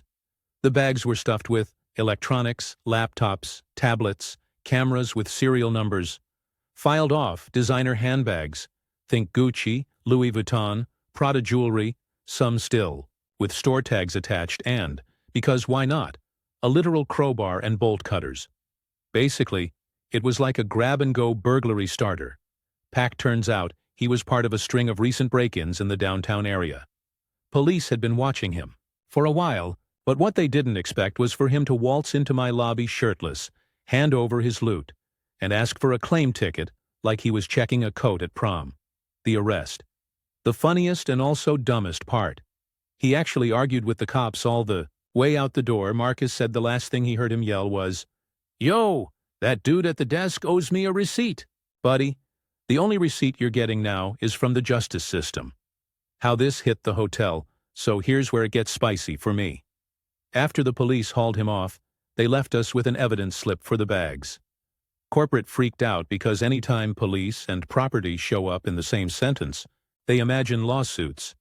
Dana, my manager, got a call from regional, asking why her front desk employee was cracking jokes during an active arrest. Dana defended me though. Shout out Dana, best boss ever. She said, "Listen, he didn't curse, he didn't escalate, he just stated a fact in a funny way. The guest was being arrested for felony burglary, we're not in the wrong here." Still, they've now officially added a new line to our front desk policy binder. Staff are not permitted to accept or store property from non-registered guests. If approached, politely decline and notify security immediately, which is corporate speak. For, don't take stolen goods even if the guy asks nicely, cool.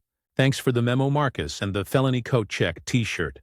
Marcus is leaning all the way in on the meme. He showed up yesterday wearing a homemade shirt that says, "This is a hotel, not a felony coat check," in big block letters across. The front management wasn't thrilled, but the staff loved it. He says he's making me one too. The aftermath for me, a couple guests who were in the lobby during the arrest have been telling the story. Like it's some kind of urban legend. One guy actually asked me to sign his receipt for the story. I'm not even kidding. But the weirdest part? We've had people jokingly ask if we can hold something for them when they check in now. Like, "Hey, can you store my suitcase? Don't worry, it's not stolen goods." Haha. Very funny, sir. What's next? The cops told me shirtless guy is facing multiple burglary charges and a parole violation. Apparently, dropping stolen goods off at a hotel desk isn't the criminal mastermind move he thought it was. As for me, I'm officially part of the police report, Dana said. If they subpoena me, I might have to testify in court someday about how a sweaty dude in cargo shorts asked me to hold his crime bags. Can't wait to explain that to a jury with a straight face. So yeah, that's the update TL. The bags were full of stolen luxury goods. My joke is now hotel legend. Corporate made a new rule about not holding random luggage, and Marcus is trying to start a t-shirt line. If this job doesn't work out, maybe I'll pivot to stand-up comedy. Ever work at a hotel? It's like customer service, but with bonus felony baggage claims. Final update. The felony coat check didn't end with the arrest. His friends came back. Okay, y'all. Buckle up. I honestly didn't think there'd be another update. But the universe loves drama.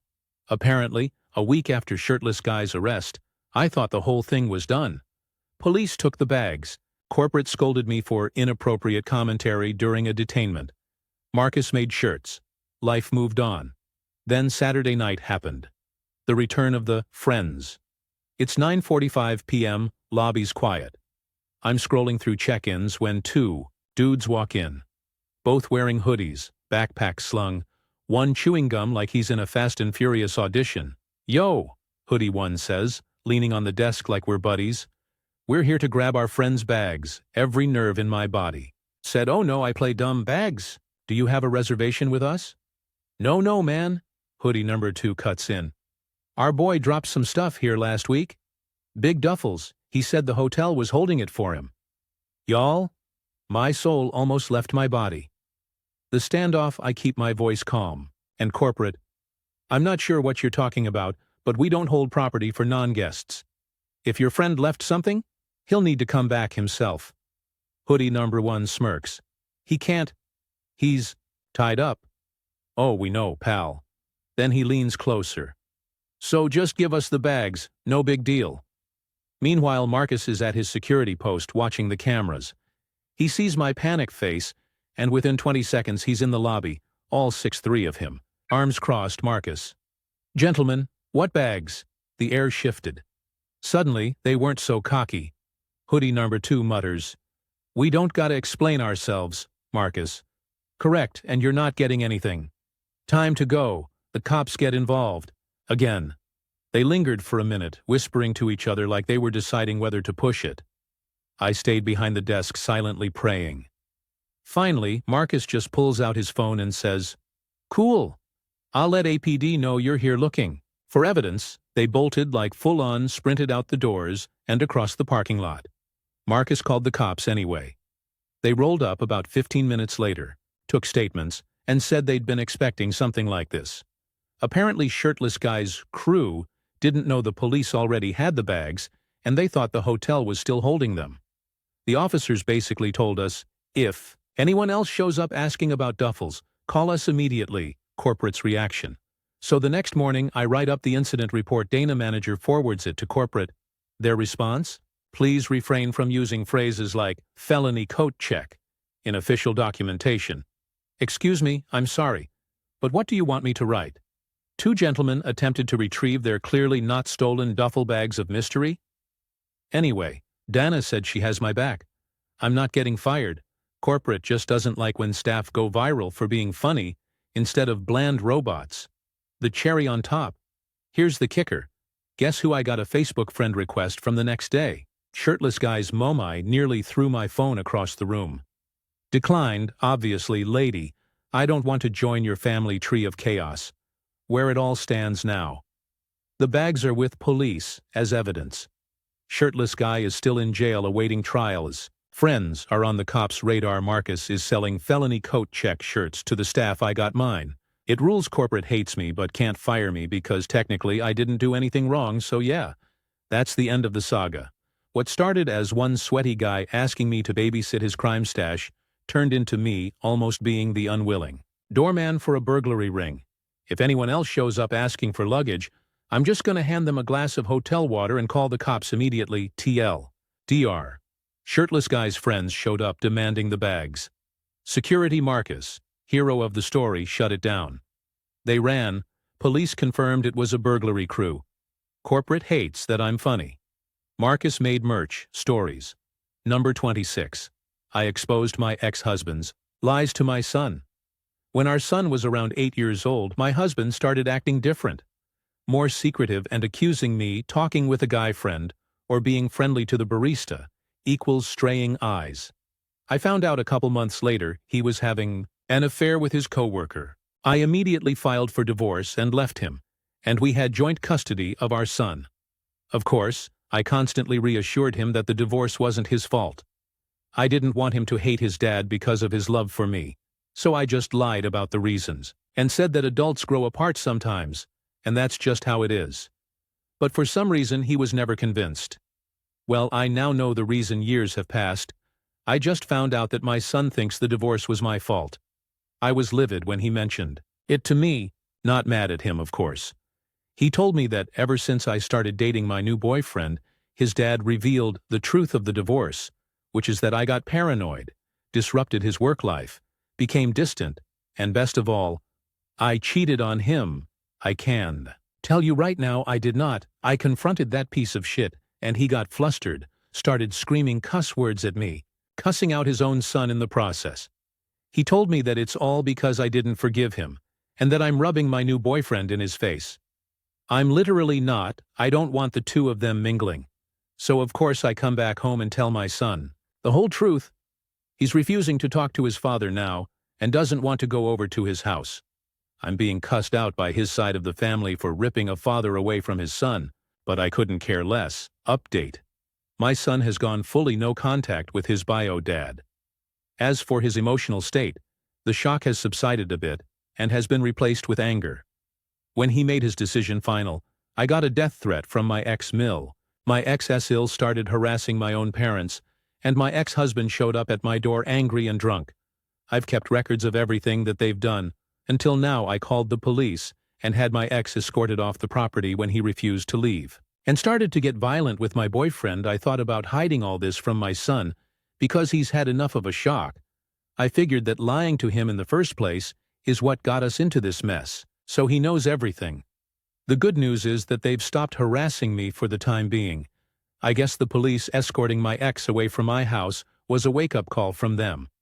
They contacted me once to ask me not to press charges, and haven't contacted me since. Back to the point, as it says in the title, I've consulted a lawyer, who happens to be my boyfriend's sister.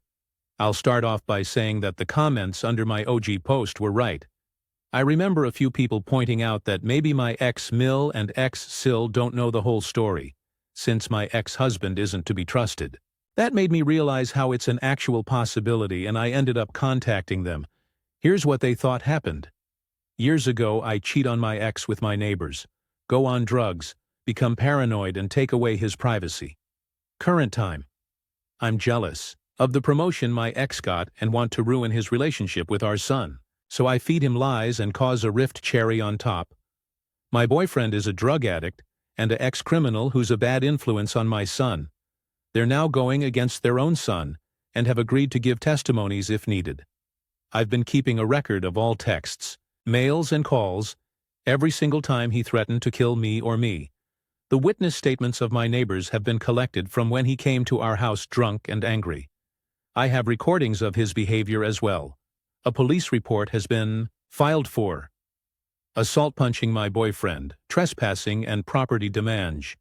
I'm also requesting a restraining order as well as sole custody. I've brought up criminal intimidation, assault and battery as well as compensation. Regarding medical and emotional damage, yesterday he tried approaching my son after school ended. Luckily my boyfriend was already there to pick him up, so he interjected. Everything escalated when my ex started making death threats against my BF very loudly and almost hit him again. He even cussed at his own son because he wasn't going to his dad and siding with the traitor.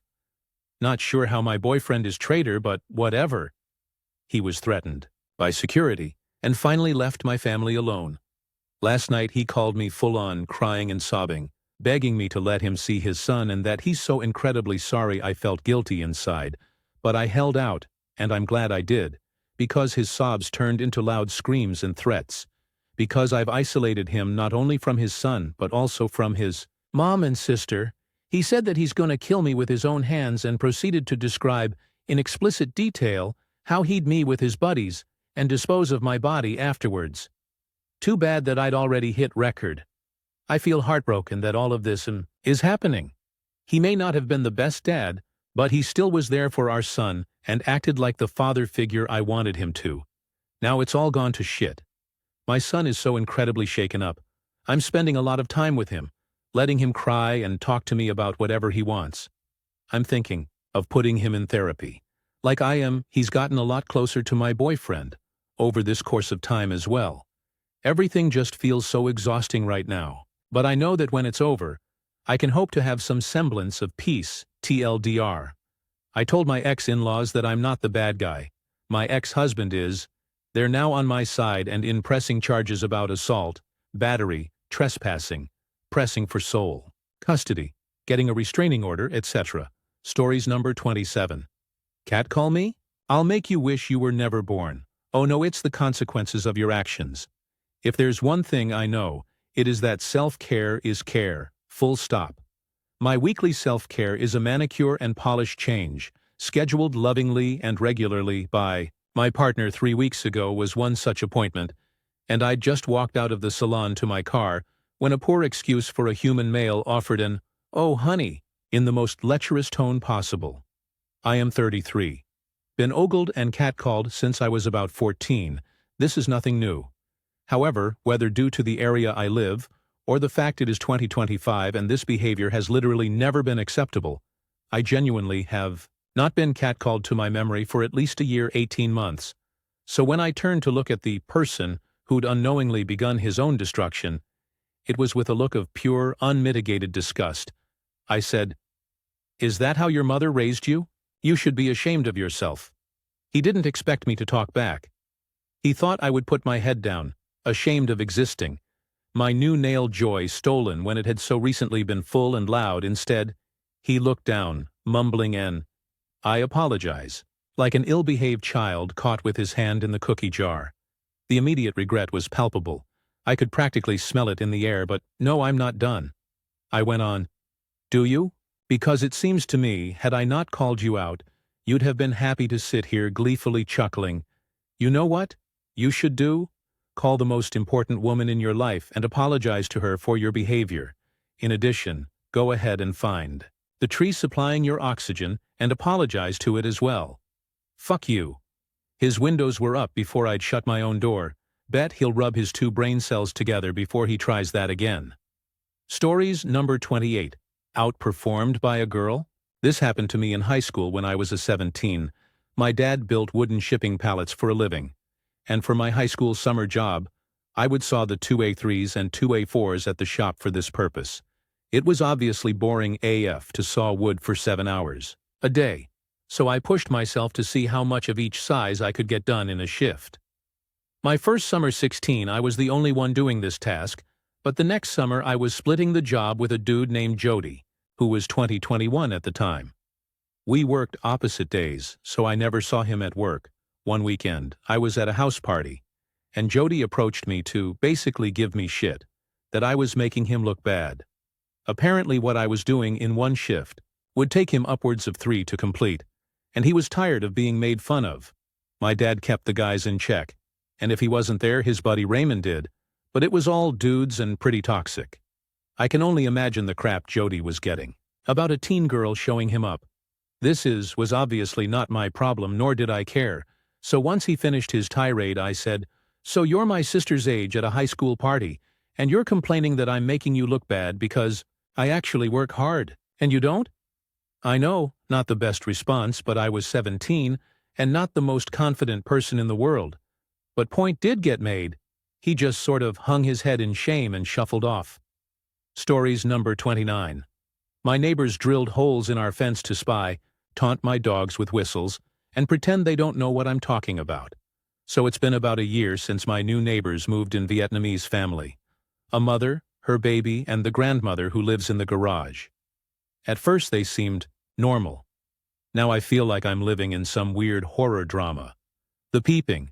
My other neighbor caught the grandmother peeking through drilled holes in the fence. She poked her in the eye, and the woman ran back inside pretending she was gardening. The fence holes.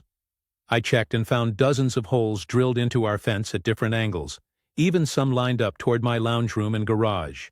The excuse, when confronted, the daughter admitted her mother did this back in Vietnam because she was bored and nosy. She claimed it wasn't malicious, just curious. Sure, because curious people drill holes at head height into someone's living room? The dogs. I've got dachshunds, aka bark machines, but lately they've gone absolutely feral. Other neighborhood dogs are barking too. I kept hearing this faint, high-pitched whistle buzz right before the barking started. The stakeout. I literally sat outside in silence one night for an hour and heard it myself, like a dog whistle. My supportive neighbor also heard it on her end. It's not just me. When I finally confronted the daughter about the whistle, she denied everything, clutched her baby, said I was scaring her, and told me to just call the police. Then she messaged my mom claiming I was the aggressive one for yelling. I've patched the fence the best I can, but it looks like crap. And honestly, I'm furious I even have to deal with this. Has anyone else had neighbors who deliberately taunt pets or spy through fences? Because this is beyond nosy. It's creepy and calculated. Stories number 30. My boyfriend's guys' night crew regularly restores my faith in humanity. So some background, I 27F live with my boyfriend Ryan, 28M, we're both what you'd call homebodies. We like our apartment, it's functional, cozy, and very much set up to be our place. Neither of us are big partiers, but Ryan has this close group of friends he's known since his high school days. The easiest way to describe them is, imagine a whole crew of big, broad-shouldered Slavic-descended dudes who look like they were born holding beer steins and power tools. If you saw them walk into a bar as a group, you'd think, oh no, a fight's about to break out. But then they'd sit down, order, food for the table, and one of them would be explaining the finer points of Pokemon strategy, while another shows pictures of his niece's ballet recital. They're that kind of group.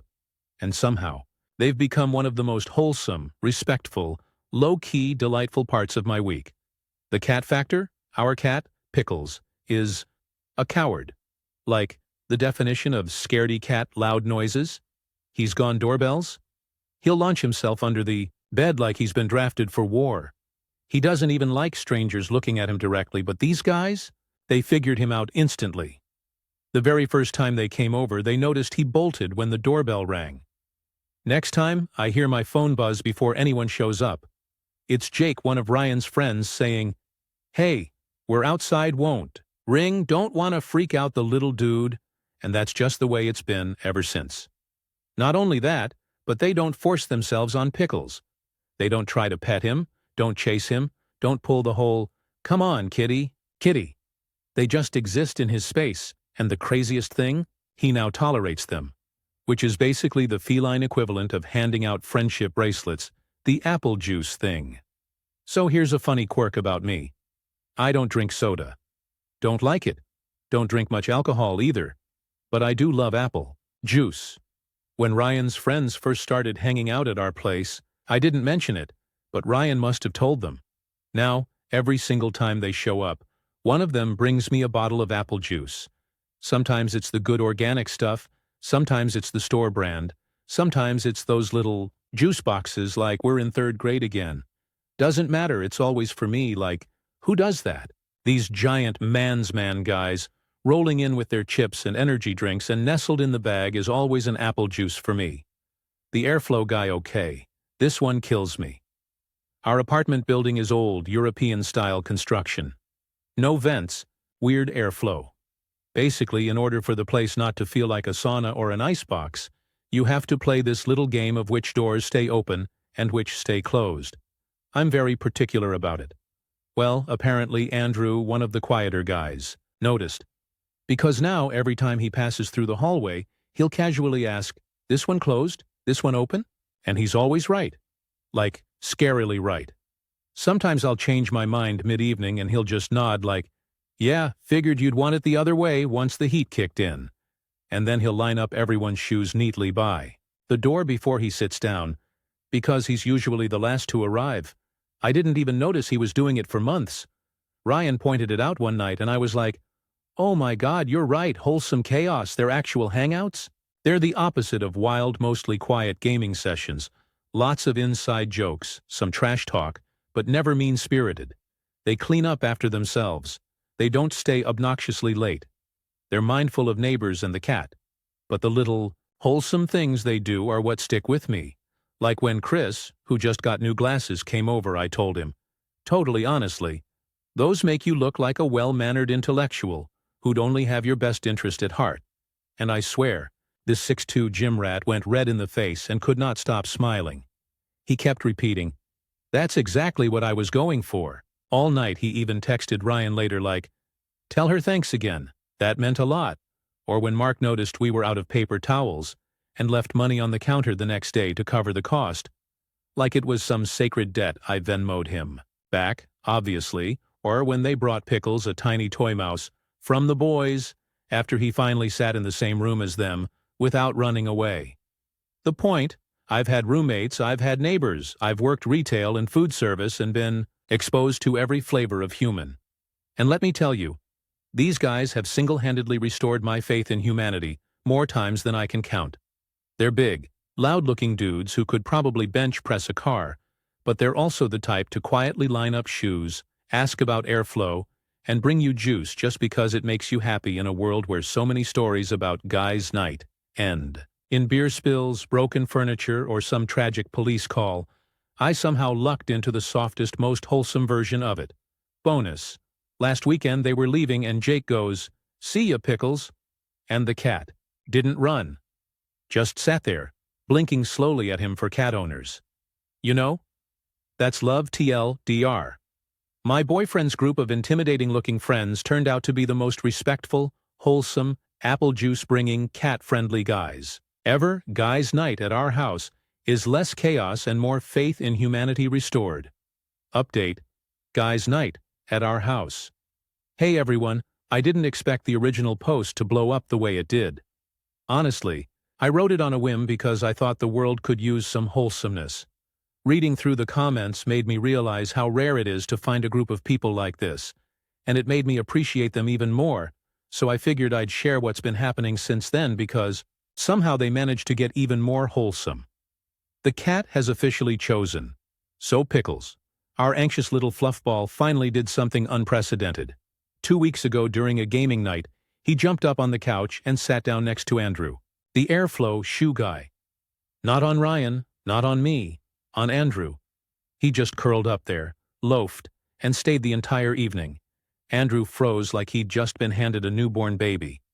He slowly whispered, "He's on me." The entire group immediately went silent, like they were witnessing a sacred event.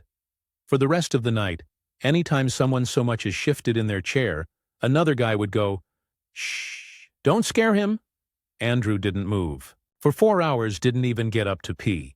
He texted me the next morning like, "My leg is still asleep, but it was worth it," and now Pickles greets them at the door sometimes.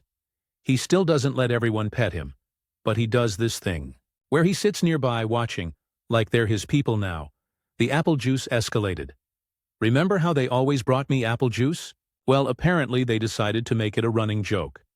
Last weekend, instead of one bottle, they showed up with an entire Costco case of juice boxes. Like 40 of them. Chris the glasses guy put it on the counter and said, "For emergencies." Then they stacked them into a little juice box pyramid. I laughed so hard I nearly cried. Ryan joked that our pantry now looks like it belongs to a third grader. But I don't care. It's the best. The vulnerable side one of the comments on my last post said something like, "Guys who are that wholesome with pets and little things are usually the ones who will be there for you when things get hard." And yeah, I got to see that in action. Last Friday, Ryan had a really rough week at work. He was quiet, withdrawn, clearly in his head. When the guys came over, they picked up on it almost instantly. Instead of their usual gaming, they ordered food, put on one of Ryan's favorite dumb action movies, and just hung out with him. At one point, Jake, probably the loudest of the bunch, usually quietly said, "You good, man?" And Ryan actually opened up about the stress. It wasn't some dramatic heart-to-heart, but you could tell it mattered. They didn't tease, didn't dismiss, didn't awkwardly change the subject. They just listened, cracked a few jokes to lighten the mood, and reassured him by the end of the night. Ryan looked so much lighter. And later, when it was just the two of us, he said, "I don't think I could have gotten through the week without them." Wholesome Chaos. Part 2A. Few more little moments. Mark the paper towel guy noticed our toaster was on the fritz, and showed up the next week with a brand new one. He said, "It was on sale, don't worry about it." Like, sir, you can't just buy us appliances. But also, thank you. Chris texted me a photo of himself in a bookstore with the caption, "Do I look intellectual enough now?" Answer: yes. During one hangout, Jake noticed I was working late in the other room. Next thing I know, there's a plate of nachos by my desk with a sticky note that says, "Productivity fuel." At the most recent guys' night, they surprised Ryan with a new game he'd been talking about but hadn't bought yet. They all chipped in.